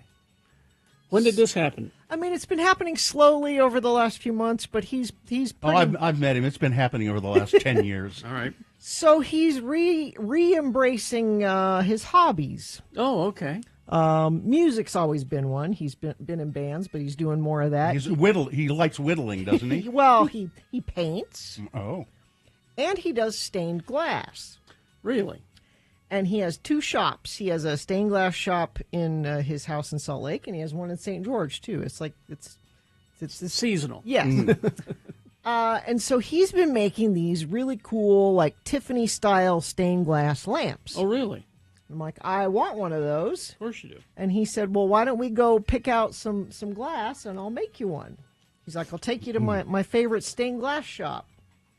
So, okay, we get in the car and we go down to Western Art Glass. Where in the hell is that? It's like on West Temple and like 23rd South West Temple in the industrial area over there. Okay.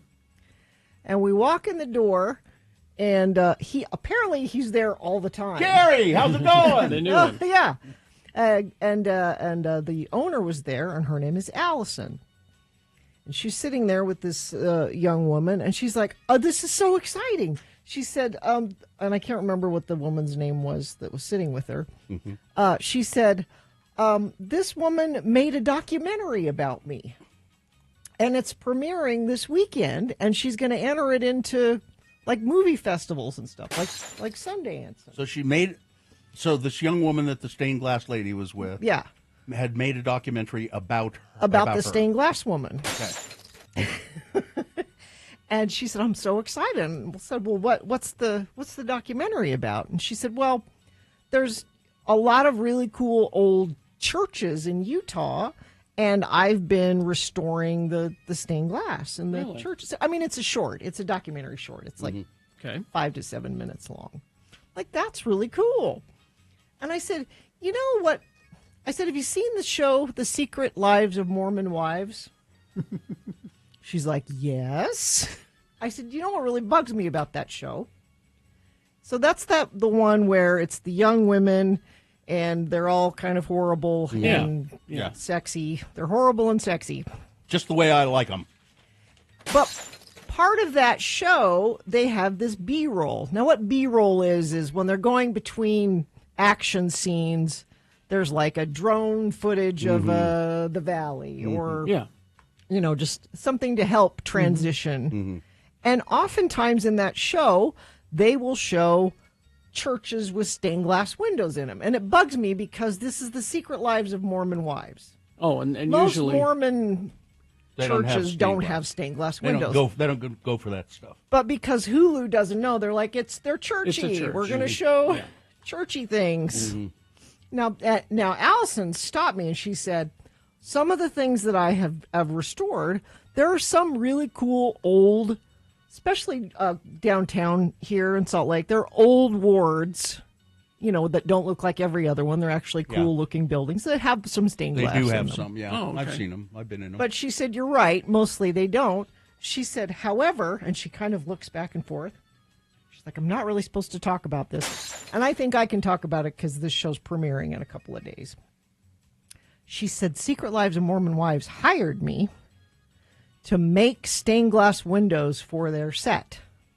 So they do confessionals. Okay. So like we're all being horrible in Macy's kitchen to each other, and then they break off and then talk catty about each other privately on this confessional and that's set. the confessional set. And she showed me pictures of these real stained glass windows she made they're huge, like 5 feet tall. Really? Stained glass windows for the set. She was very excited that they will be featured on The Secret Lives of Mormon Wives. And did you say, I want one of those? I do. She's just a cool lady. So that's Allison at Western Western Art Glass. And, but it made me think, we might want to get Victoria involved.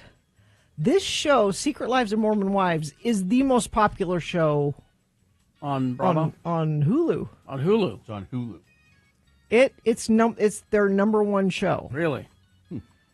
And I know you guys hate this kind of stuff. I hate these kind of shows, yeah.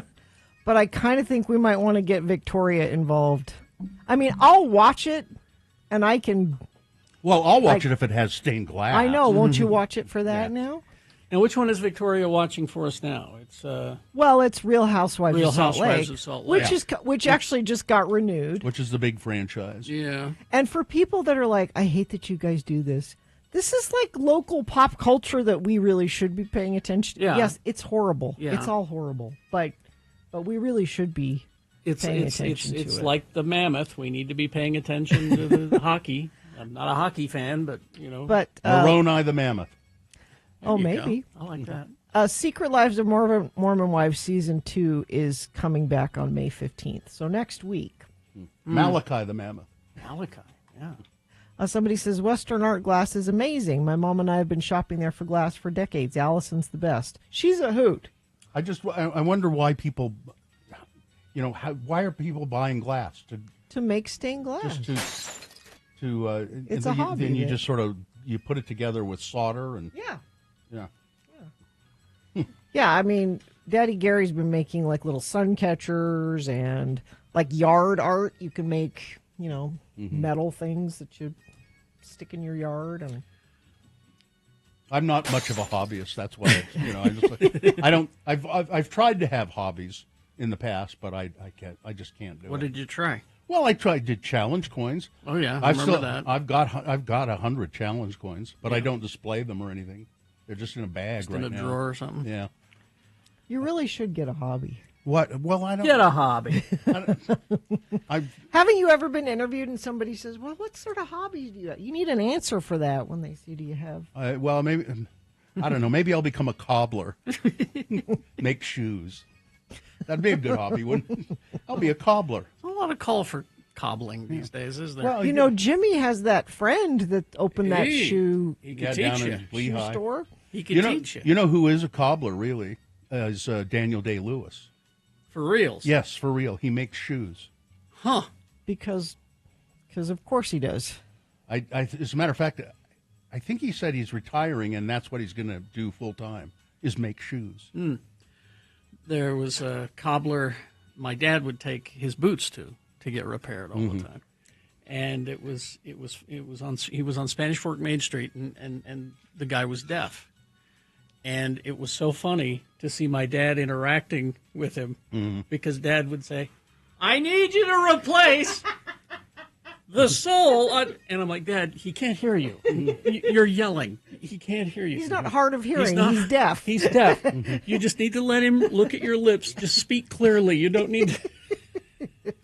There's the village cobbler right up by Dan's up there. I've taken shoes there to get fixed. I like the way it smells in there. Oh, the leather smell, the polish. And it's the stain. Yeah. Like that chemical stain. I remember that smell. Yeah, I remember that. Somebody's saying Bill should take up knitting. He would fit nicely into the knitting The community. knitting community Maybe, would yeah. embrace you. And then I could say to you, tend to your knitting. Yeah, Yeah, do it just for that. Just for that Do it reason just alone. For that. Is knitting, crocheting is easier, isn't it? Well, Katie can teach you how to crochet. She does. Oh, it. yeah? Yeah. Is it easier than knitting? Is it easier? Yeah. To crochet? Because knitting, you have to use two. Would you make me a doily? If Katie will teach me to crochet, I'll make you a doily. Make me a doily for my coffee cup, would you please? Yeah. For the studio. To Yeah. put Just in for right here, and I'll Yeah. feel fancy. Yeah. All right. I look forward to seeing this lamp when it's done. I'll show by you the when way. it's done. Okay. How much is he charging you for it? He's doing it because he loves me. What? Sucker. I know. I know. Crash, the ramp, I-15, milepost 301, 45th South, center lanes are closed there. Crash eastbound I-215 at 23rd East, left shoulder affected there. And a crash northbound I-215 West at 39th South. That's your traffic. All right. Thank you very much. We will take a break, play a song. After that song, it's the Boner Recap Game. Easy to play, easy to win. All you got to do is tell us who won the Boner this morning. It's easy if you were listening. If you weren't listening, today is going to be I wouldn't guess. I would cheat. Go to x96.com, click on the box that says Boners May 8th, 2025, and it'll say winner next to the correct answer. And if you give us the correct answer, what is the prize? The prize is Home and Garden Show tickets, and why don't we put them inside of a Coffee mug. Yeah, Radio from Hell coffee mug. Home and Garden Show tickets inside of a coffee mug. 877-602-9696. Easy. Just call and tell us who won the Boner this morning. If you didn't hear it, go to x96.com and cheat. It's easy to do, easy to win. 877-602-9696. Salt Lake Film Society. Speaking about all my parents, Mary Claire called me yesterday and she said, I know what I want to do for Mother's Day. And she didn't say this because she listens to my show. She said, I want to go to a movie at the Broadway. And that's her favorite place. It's my favorite place to go to the movies. That's what we're going to do on Mother's Day. You should think about taking your mom there, too. We love the Broadway for lots of reasons. They bring in lots of cool films, and they have great concessions there. Great staff, incredible film programming. So this weekend, don't miss 500 Days of Summer and Blue Valentine. Consider why sometimes love isn't meant to work out. See both indie classics this weekend. You can get your mama a gift certificate there, too, as well, if you want. Mm-hmm. Join the SLFS Red Carpet Club, support retrospectives and film festivals and other cinema like this. You can buy tickets, get all the moving listings and everything that they're doing there at slfstix.org. It's Salt Lake Film Society. We love them. Maybe I'll see you there on Sunday.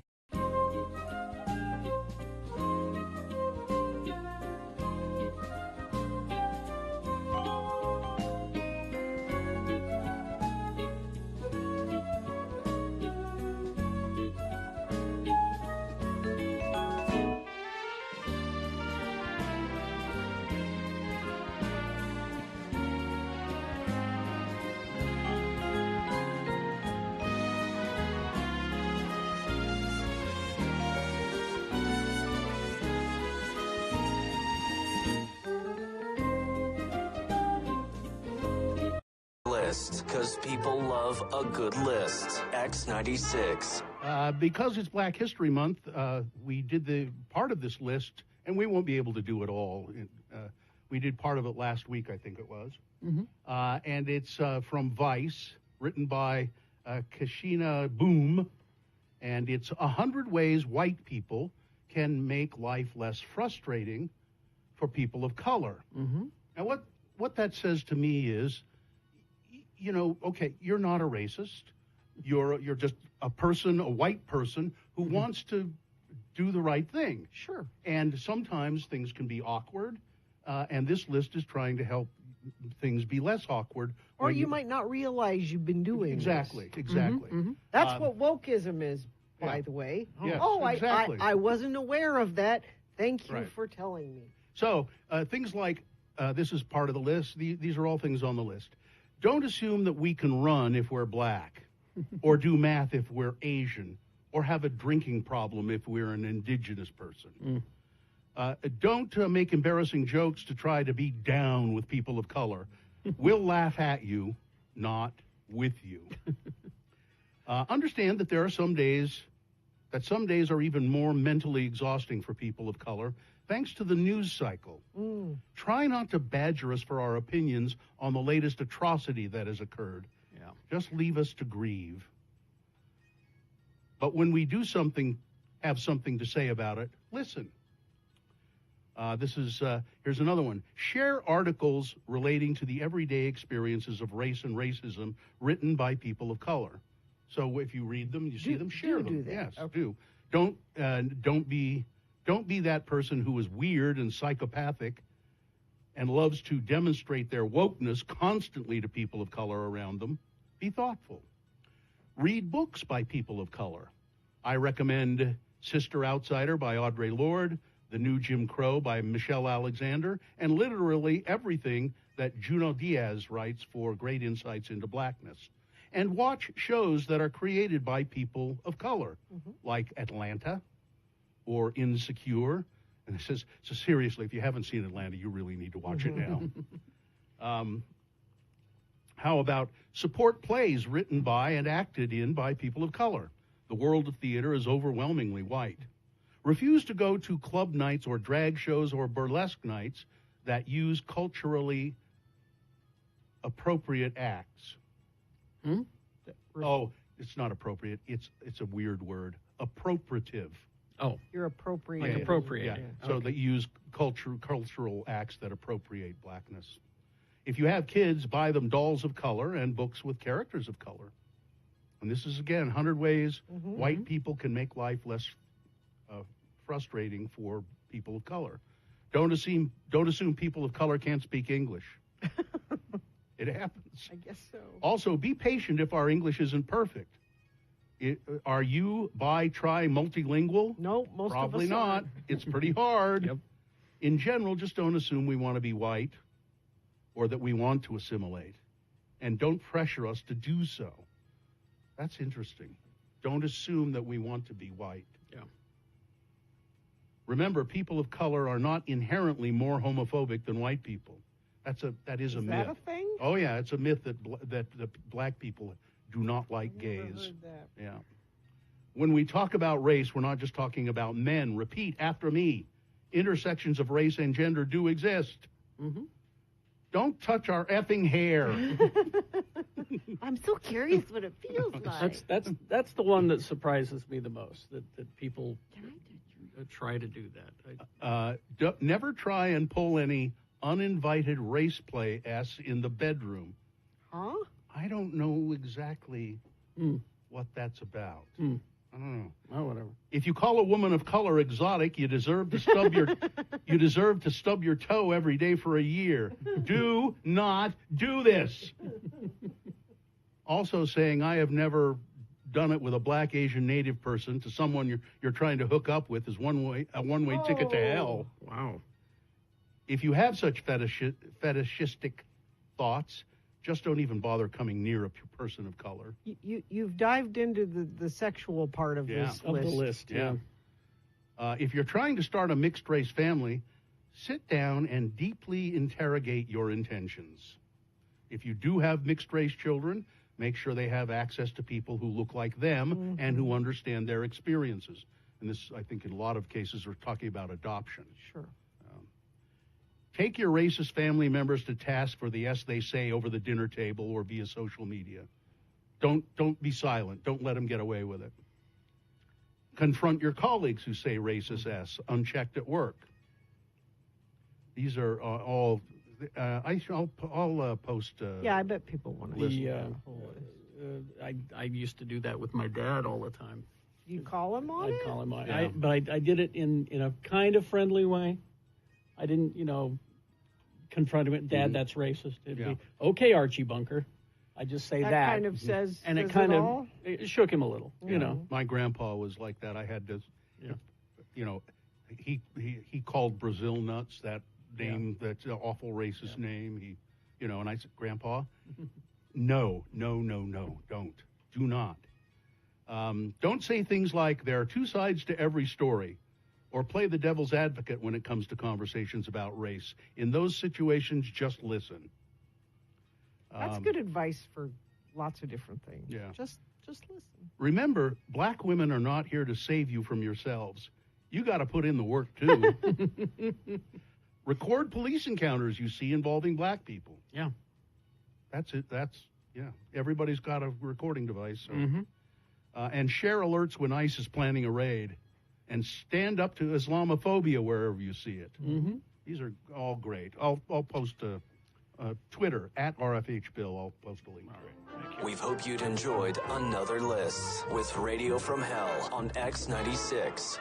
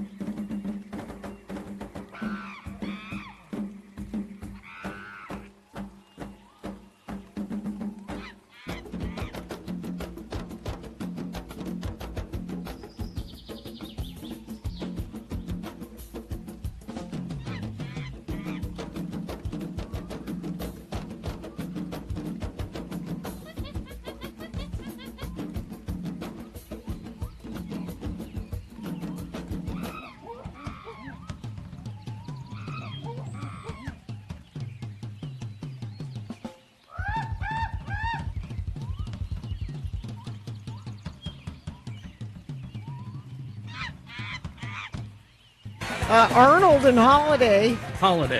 Said, Gina, did your microphone just break? Yeah, Arnold. I don't know how you saw that all the way in Holiday, but Carrie probably has to turn off my mic so I can fix this. All right. That's Cracker.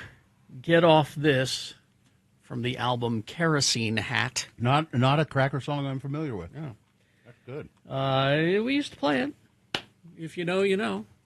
All right. Yes, Gina's going around tearing up the studio, just ripping the whole place up. What are you... Did your microphone fall down? She's like a bull in a china shop. Does it work? I think so.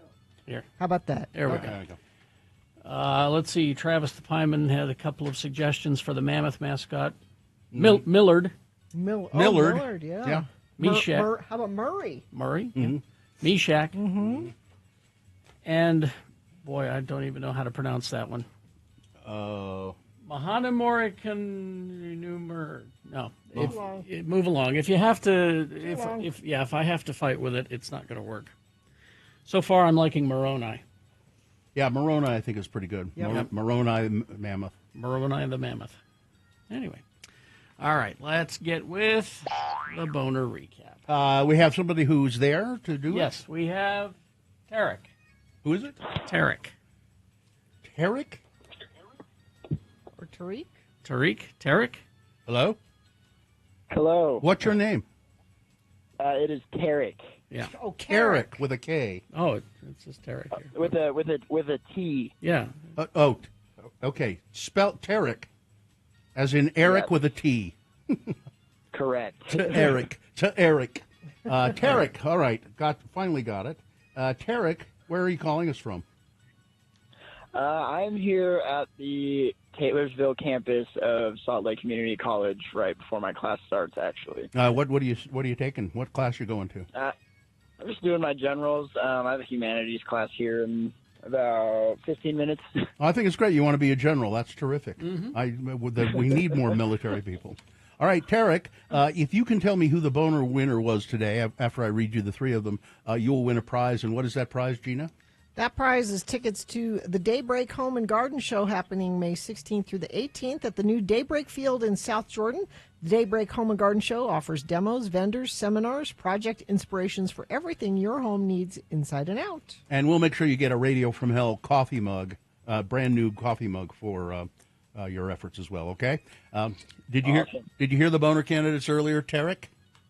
I did this morning, yes. Okay, good. You'll know who won. Boner candidate number one was there trying to destroy America. Republicans on the House Natural Resources Committee approving a proposal to sell 11,000 acres of public land in Utah and Nevada as a way to help pay for President Trump's massive tax package, which is his massive tax cuts is what we're talking about. Boner candidate number two was they're hoping to make Americans sicker. The head of the U.S. Food and Drug Administration on Tuesday raised doubts about the need for a COVID booster shot for all Americans, even questioned the success of past clinical trials, and said we maybe don't even need any COVID shots at all. And Boner candidate number three, they want to degrade and destroy the American judiciary. The Justice Department is being urged to investigate a series of pizza deliveries to federal judges' homes, some of which were ordered using the name of a judge's son who was fatally shot by a fake delivery man. This is an obvious attempt to intimidate federal judges who are working on Trump cases in particular. There you go, Tarek. Those were the three candidates. Who was the winner? Number three. That's correct. And now you, Tarek, are also a winner. Congratulations. Thank you. You're welcome. Listen, we'll put you on hold so Katie can tell you how to get your prize, and then you can get to your class. Cool. Thank you, guys. Hang on the line. Hang on.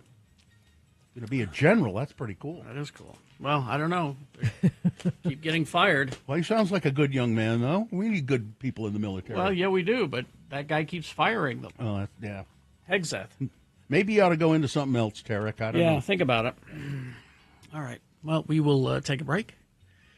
We will be back after this short break with some big boy news and opiniondo. Stand by for that. Let's see. Oh, it's a Stockton 12 Honda. Stockton 12 Honda in the Southtown Auto Mall in Sandy. It is a great place to go if you want to buy a car. It's a great place to go and hang out even, too. Listen, Stockton 12 Honda, your neighborhood Honda dealer for the past 25 years. They're really looking for trade-ins. They want your trade-ins. They're paying top dollar for trade-ins right now. So if you're interested in getting into a new car, go trade yours in at Stockton 12 Honda. Also, whether it's new, certified, pre-owned, or used, you can find the perfect car for you at Stockton 12 Honda. I've done it several times. Step into the dealership, or you could do it online. You can go to Stockton12Honda.com. Hassle-free customer satisfaction. Oh, and the service department is great, too. You can make same-day appointments for their service department, which I think is remarkable. So, Stockton 12 Honda, your neighborhood Honda dealer. Go to Stockton12Honda.com. Stockton 12 Honda. It's a great place to buy a car.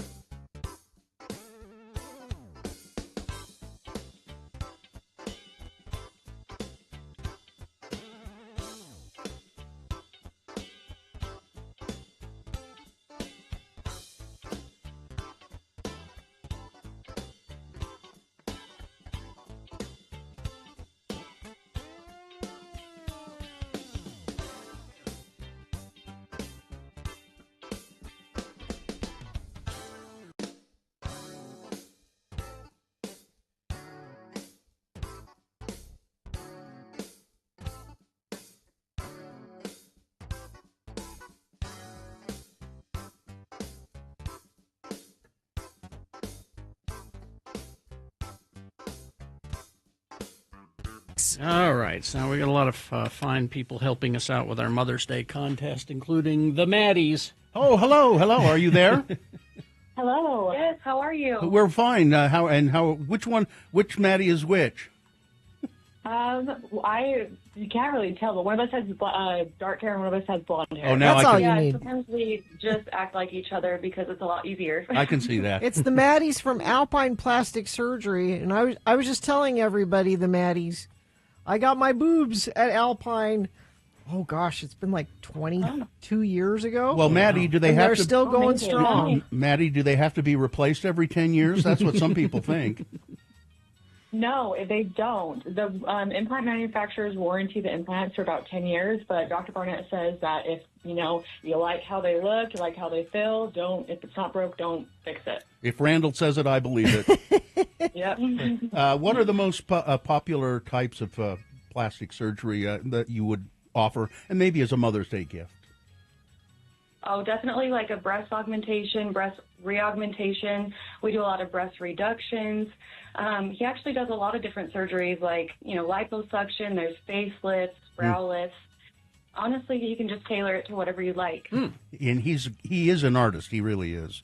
Yeah. What do you think the most common reason people, why I get breast implants?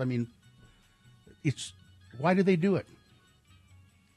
A lot of times it's just to boost your confidence, restore fullness that you don't have initially or after having babies, breastfeeding, weight loss, or sagging with age, just to kind of tighten things up and give you a little boost of confidence. Mm-hmm. Mine were two different sizes, actually. Yeah, that's super. You had Dr. Barnett put in two different sizes. My natural breasts were two different sizes. That's actually fairly common, isn't it? Yeah, and Dr. Barnett made them all look good together. Now, they're at Alpine Plastic Surgery. What type of implant does he use? There was some controversy about that over the years. Yeah, there has been. We offer Natril, Inspira from Allergan and Sientra implants. They're actually all smooth silicone with a round shape. Mm-hmm. We don't use the texture type anymore. That's kind of where that controversy came from. We don't even carry them in our office. But yeah, we use just silicone round shape.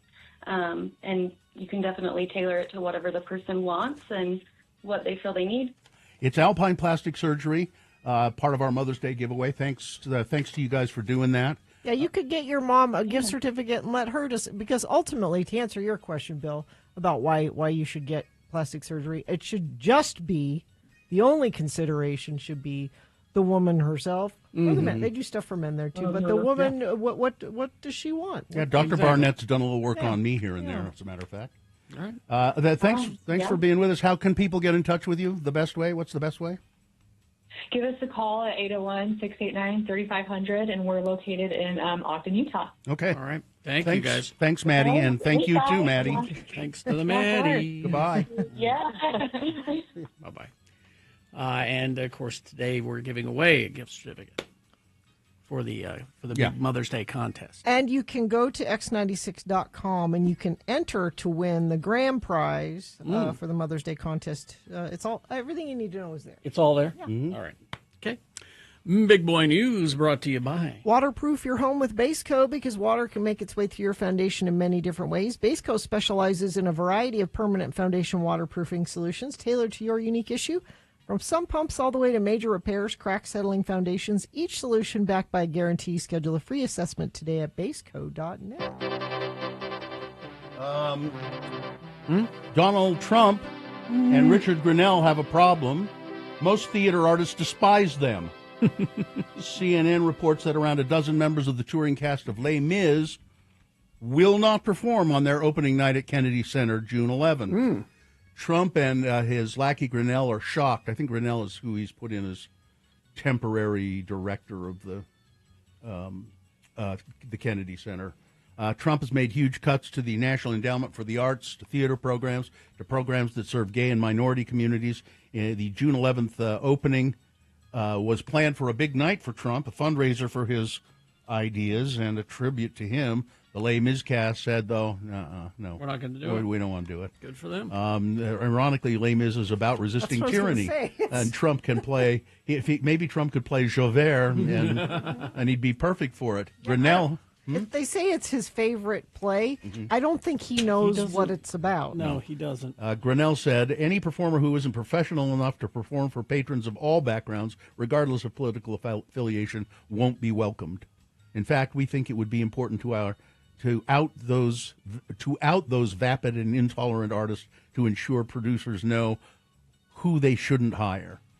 I happened to watch. I hadn't seen it yet, and I just going through the channels last night. Watched Conan O'Brien at the Kennedy Center receive the Mark Twain Prize. If you haven't seen it, it's very good. It's just very funny, very very very funny, and they make some offhanded. Not oblique. Oblique, that's the way to put it. Oblique comments about the Trump administration and the fact that they might be the last performers of any note there.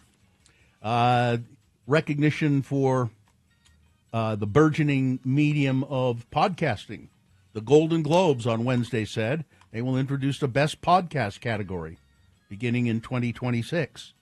The recognition for the medium will mark its first major mark a first for a major film and TV award show. To date, podcasts have been recognized mostly in digital forward awards shows like the Webbies and the Ambies and all of that stuff. Other award shows that have podcast categories include the Peabody. They have a category, which was revealed there. They revealed their latest winners this month, and also the NAACP Image Awards honor podcasts. The Globes are not. They say they're going to do the top 25. Or the top 25 will qualify for consideration. There'll be 6 final nominations for each category. Eligibility requirements for those rankings and other details will be announced in the coming weeks. They're going to have to do it in they'll have to do entertainment, political. There'll have to be categories. Yeah, there's got to be. The 151st running of the Kentucky Derby featured a lot of celebrities in attendance. That was fun for them. But what wasn't fun is a jockey at the Kentucky Derby has been fined a huge amount of money for using the whip too much on Sovereignty. Sovereignty was the winner, right? Oh, yeah. Yeah. So it was determined by race officials that the jockey, Mr. Alvarado, had used his whip more than 6 times, and that's a violation of the rules. I'm glad they keep track of that. The Horse Racing Integrity and Safety Authority rule book states that a rider can whip a horse fewer than 6 times in increments of no more than 2 strikes before allowing the horse to respond for at least 2 strides. After reviewing the race, Blood Horse, what is that? That's I don't know what that is, but noted that Alvarado was spotted hitting Sovereignty more than 7 times. That's a violation of the rules. Let's see if it say what. Let's see what the fine is. $10,000. Really? No. Yeah. Good. No, it says. Oh, here it is. Now he probably was paid around $10,000. Oh. They say for his win, $310,000. Excuse me. He was fined $31,000. So, but he got paid $310,000 for winning the race. That's pretty good. Matty Matheson, you know who that is? No. He's on The Bear. Oh, yeah, the chef. He's the kind of chubby. Neck tattoos. Yeah, that guy. Yeah. He has a band, his hardcore supergroup, Pigpen. They have announced their debut album, Mental Madness. It's coming out on June 27th, and they've released the first single, Mental Mentality. The group is comprised of Matty Matheson, and his character's name is Neil Fack on The Bear, F-A-K. He's on vocals, guitarist Wade McNeil, and 3 members of Daniel Romano's outfit, guitarist Daniel Romano, drummer Ian, and bassist Tommy Major. I don't know who any of those people are. But there you go. They're going out on tour as well. The singer for Three Doors Down, Brad Arnold, has told fans that he's been diagnosed with stage 4 cancer. It's metastasized to his lungs, and therefore he said, we have to cancel the band's upcoming tour. I've been sick for a couple of weeks ago and then went to the hospital, got checked out, actually got the diagnosis that had clear cell renal carcinoma that metastasized into my lungs, and at stage 4, he says that's not real good. Not real good. No. Disney's going to open a new theme park in the United Arab Emirates. You're not going, Carrie? Nope. The waterfront resort will be built on Yaz Island on the outskirts of Abu Dhabi, already home to Formula One's Abu Dhabi Grand Prix, the Ferrari and Warner Brothers amusement parks, and SeaWorld and a water park. Apparently, the water park is just beyond belief. It's a perfect thing that you want to put in the desert, isn't it?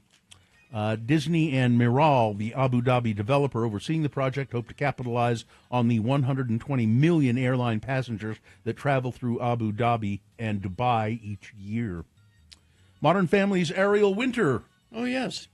She is opening up about being body shamed by internet trolls and the media when she was growing up on screen as a child actor. It was just everywhere, she said. It was every headline I read about myself, like grown people writing articles about me, saying how I looked, or how I looked terrible, or I looked pregnant, or I looked like a fat slut. I was 14 years old. Geez. And it's the same, remember that? It's the same thing happened to Britney Spears. No wonder, she ended up being screwed up.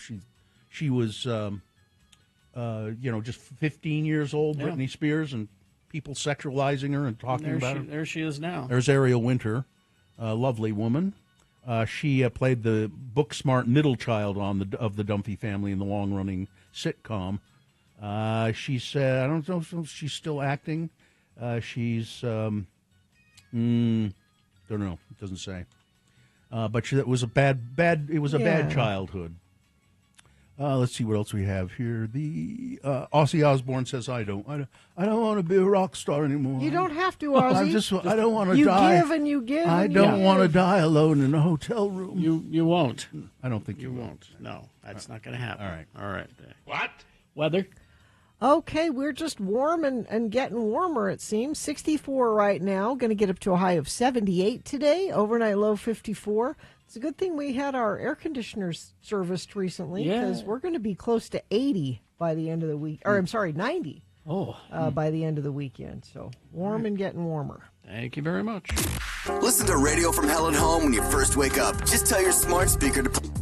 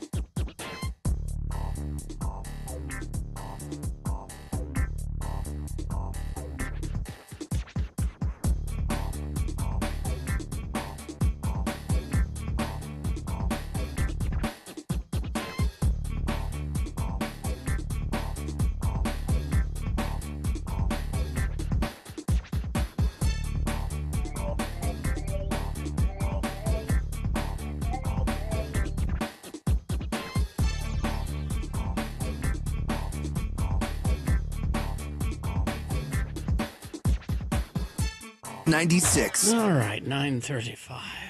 I saw this headline. It says the most surprising habits people have in the world's happiest country. Do you know what the world's happiest country is? Finland. How did you know? I probably read the same thing. Well, what's the secret to happiness? If you ask a Finn, it just might start with an outdoor hike. Finland's a beautiful place. Mm-hmm. They have the habits of taking advantage of that. Skiing, hiking, sailing. That all makes sense. They got reindeer there. Near daily walks in the woods, no matter what the weather is. Mm-hmm. So what do you do after that? You're outside. You take a sauna, right? You take a sauna. Yeah. Bill Allred has been jonesing for a sauna. I would love to have a sauna. I'd like to have one at my house. Well, this is another option for you, Bill. What? Apparently, hopping into a sauna is a sacred weekly ritual that's as essential as teeth brushing for the Finns. Wow. No, I would make it a daily ritual. Most public saunas include a lake or a cold pool for a brisk plunge afterwards. So they don't have it at their house. This is a public sauna. You go sauna with other. Yeah. Not sure I want a public sauna. A 2019 study found that 84% of users slept better after a good schwitz, and I do like calling it a schwitz. Indeed. I've done public sauna. With a towel? It just depends swimsuit? on with swimsuit. But if it's just men, just with no towel or anything, you sit on the towel. But if you were at home, you could do it exactly. And you put it right. If you put it close to your shower, you just jump into a cold shower. And that's what they say is the hot and then the cold. And then you go. So a really good Finnish sauna. You go and there are these ladies that work there, and they'll come in at a certain point, and you lay down on your stomach, and then they beat you with these birch branches. Wait, what? Yeah, they but they're it just it doesn't hurt. It's what does that do? It makes the blood rise up to and stimulates the skin. And then they dump cold water on you. So if you had one at your house, you'd have to hire someone to come in and hit you with sticks. You know what I'd always also like to do is go to a genuine Turkish bath sometime. I saw Michael, what's his name from Monty Python? He did those. Michael Palin did those travel shows, and he went to a Turkish bath in Istanbul, and again they'll have some like big burly woman come and beat you up at some point during the whole thing. Is this a spa? There's a place. Finland, the country where I want to be, pony trekking or camping, or just watching TV. Finland, it's the country for me. You're so near to Russia, so far from Japan, quite a long way from Cairo, lots of miles from Vietnam. Finland, the country where I want to be, eating breakfast or dinner, or snack lunch in the hall.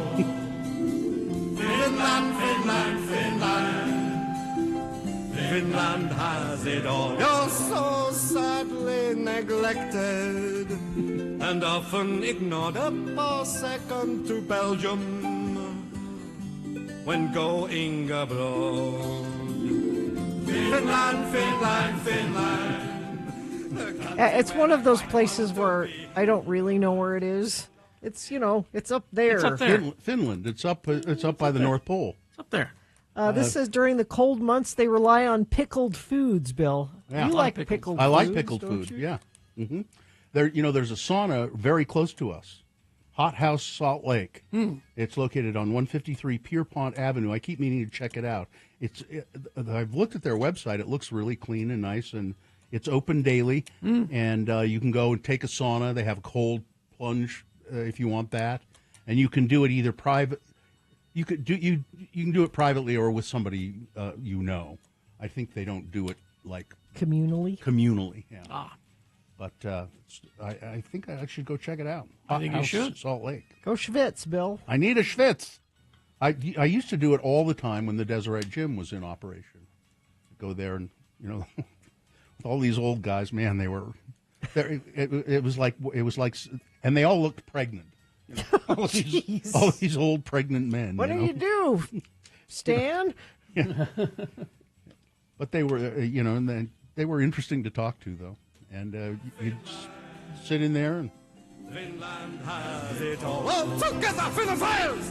Finland. Finnophiles. Oh. Yeah. You're a Finnophile. Country where I quite want to be. Yes. Your mountains so lofty. Your treetops so tall. Finland, Finland, Finland. Finland has it all. I'll give you an idea of where Finland is, Gene. Okay, help me envision. Helsinki is the capital city. Okay. And you can get on a train in Helsinki and travel for about, I don't know how long, I think maybe an hour, and you are crossing the border into Russia. Oh. Because that's what we did. Oh, is that? Oh, you did that we very did that. thing. Yeah, that's how you got into Russia in those days. Oh. You had to take the train from Helsinki. So we didn't get a lot of time in Finland, just mostly an overnight kind of thing. But it was a cool city. I mean, it was bright and it looked like it had a really nice nightlife. And the train station was beautiful, an old beautiful train station. Yeah, I need to put it on my list. They were very nice people. And I talked to a bartender there. I remember talking to a bartender there at the airport. And so we flew into Helsinki. And I think it was when we were leaving, I was talking to the bartender, and he was an American. He says he'd been living there, and I've been living here in Finland for 10 years now. I said, do you ever want to go back? And he said, nope, never. He said, I make a good living tending bar, and I have all of my health care taken care of. Exactly. Why would you come back? That's why I'm happy. Exactly. That's why they are happy. That's why the Finns are one of the many reasons the Finns are happy. Now, they say that Liza Berrien says that, you should go to this place that you're talking about, and there's a bakery right next door. Next to Hot House Salt Lake. Yeah. So. Do you bakery before or after the Schwitz? It would be after the Schwitz. Okay. Yeah, you don't want to be weighted down with donuts. Yeah, I think I might try that out. Yeah, that's not a bad idea. All right, we will take a break. We'll be back after these messages and a song to crawl towards the exits. Stand by.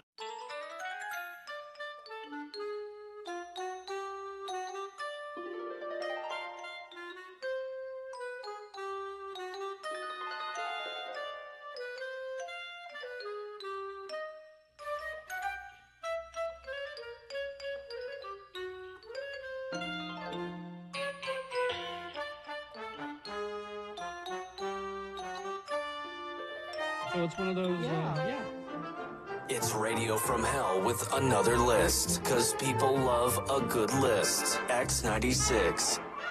This is a list of things we all secretly do at work but won't say out loud. Oh, really? Let's see. Well, I don't know if okay. This first one I will cop to. Okay. Scheduling fake meetings. What? You mean so that you can go home? I gotta go. I got a thing with the... You don't even bother to do that anymore. Yeah, you just say, okay, I'm out of here. See you later. I mean, you used to do this. But I have in the past. Yeah. I wish I could stay, but I got a meeting I gotta go to. Strategically planning bathroom breaks. Also to avoid meetings. Oh, I see. Like, I try to plan my bathroom breaks when I think no one's going to be in there. Sneaking a peek at social media. We all do that in meetings, don't we? Yeah. I mean, in meetings? Yeah. No? I don't do that. You should try it. I pay attention. If I'm not able to sneak out before the meeting happens, I need some entertainment while I'm in. Yeah. Why pay attention, right? I kind of do all of these, pretending to look busy. I never do that. Gina, you think maybe you're doing that, but you're not good at it. Very busy. No, you're not good at it. Just typing furiously on your computer? No, I'm doing things and I want to get them done quickly so I can leave. Yeah, me too. Stealthily snacking.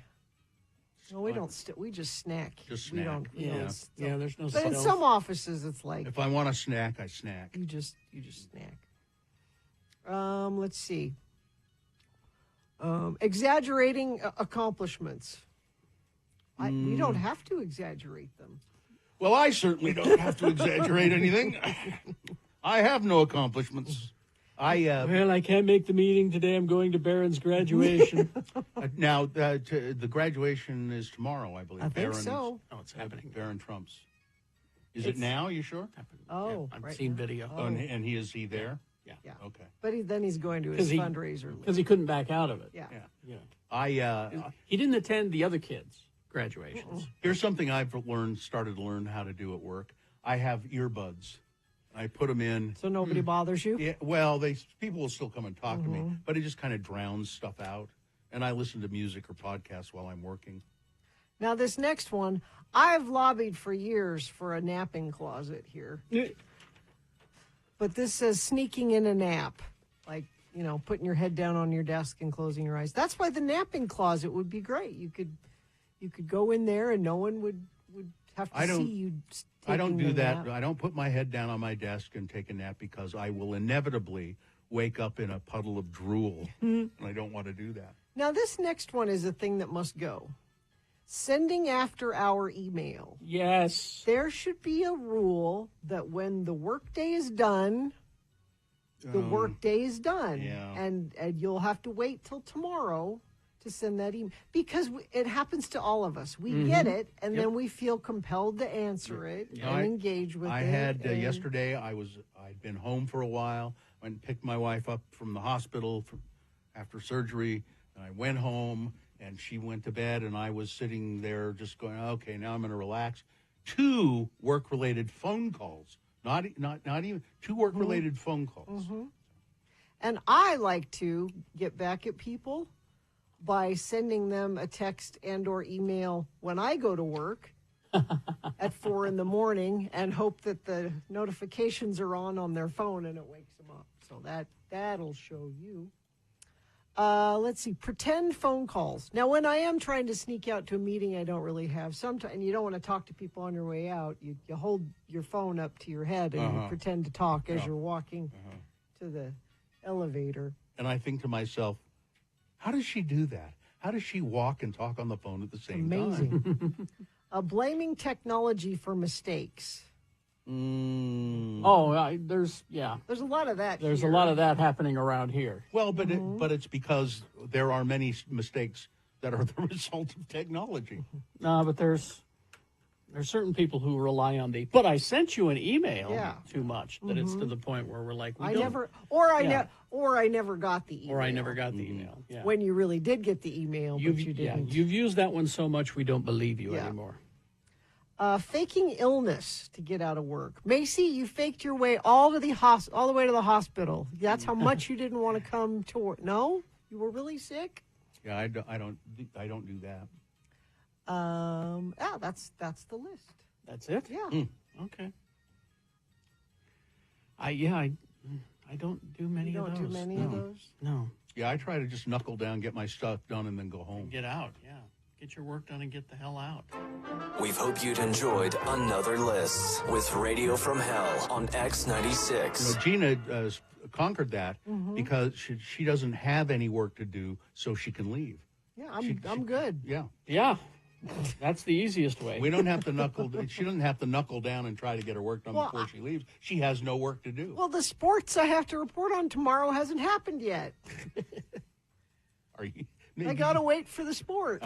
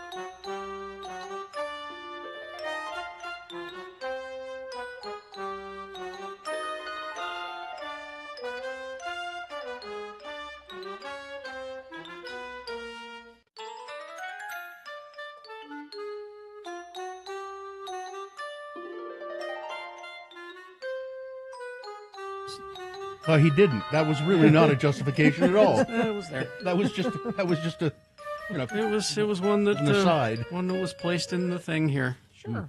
And they said play it, and I went okay.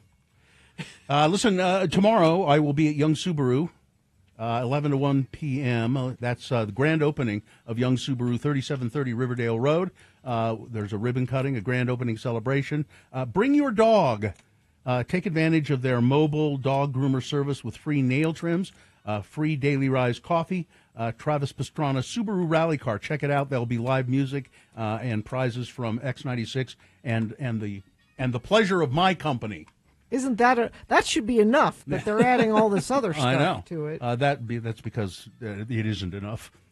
It's in the Ogden area. It's 3730 Riverdale Road. I'll be there at 11 o'clock tomorrow till 1 p.m. See you there. All right. Now we got a couple of minutes here. Is there anything we forgot? No, I've just been sitting here looking at saunas now. Oh. And, drooling over. I think you should get one for your house, man. You have a birthday coming up. Tell them you want it for your birthday. I do? Yeah. I mean, I know we're not supposed to talk about it, but say that's what you want for your birthday. I want a sauna. Or Father's Day. How about Father's Day? You're a father. Yeah. Yeah, that is true, isn't it? Mm-hmm. That is. Yeah. Father's Day and birthday combination could get you a sauna, I think. I have to stop and think every once in a while. Am I a father? Yeah, I guess I am a father. So Mother's Day is this weekend. Yeah. And usually what I get for Mother's Day is my kids and my husband plant pots for me. Put flowers pot for you? Pot like flower pots. Oh. But I told them this year, because we have the puppy. Yes. She will just destroy them. Yeah, this is not the year for pots. She will. She doesn't know from flowers makes them sick too. Yeah. But I've got our friend Jen, the dog trainer, coming over today. Oh yeah. I don't know if we're going to work on staying out of the pots, but I said let's not do that this year. Let's. See, I say to my wife, I said, "What should I get you for Mother's Day?" And she says nothing. She'll say nothing. I said, "I'm not your mother." Well, it's not. You are a mother. Well, yeah, but it's the kid's job to do it, not me. That's the way she looks at it. Well, it's your job to make sure the kids do it. Well, it's your job to prompt the kids. She's made sure that it's her job to make sure the kids do it. All right. She said, "I'm going to have the kids cook me steak and lobster." Okay. Huh. They're going to cook me steak and lobster and then stay away from me. Not mother. You cook and then you leave me alone in the room with the steak and lobster. My mom just asked for the same thing every Mother's Day, and it was simply, "You will not mock my values." That was it. Was that it? Okay, Mom. No, you felt so strongly about it. Yep. All right, let's do the promo and get out of here. Tomorrow is National Hooray for Buttons Day. I'm really more of a zipper guy. Yeah, and I'm partial to the hook and eye myself. Those fasteners have other days, I'm sure. Tomorrow we celebrate buttons. News, boners, prizes, and a toast to buttons with Jimmy the Wine Guy. Button, who's got the button? Radio from Hell, all buttoned up. Friday morning here on X96. You can tell when I don't know what to do for the promo. I always look at what we're celebrating. So, like every day? Hooray for Buttons Day. Jimmy Johns reminds me we need to play Hardest Button to Button tomorrow. The hardest button to button. From White Stripes. Oh. All right. There we go, I guess. Not mother. Dot bother. All right. Fine job as always, Katie. Live long and prosper, bitches. Don't you know who I am? I don't feel tardy. I thought you'd say something about your boobs are fine. Oh, my boobs are fine. They're great. 21 years, these boobs. You know who has also had boobs it's for still 21 solid as a rock.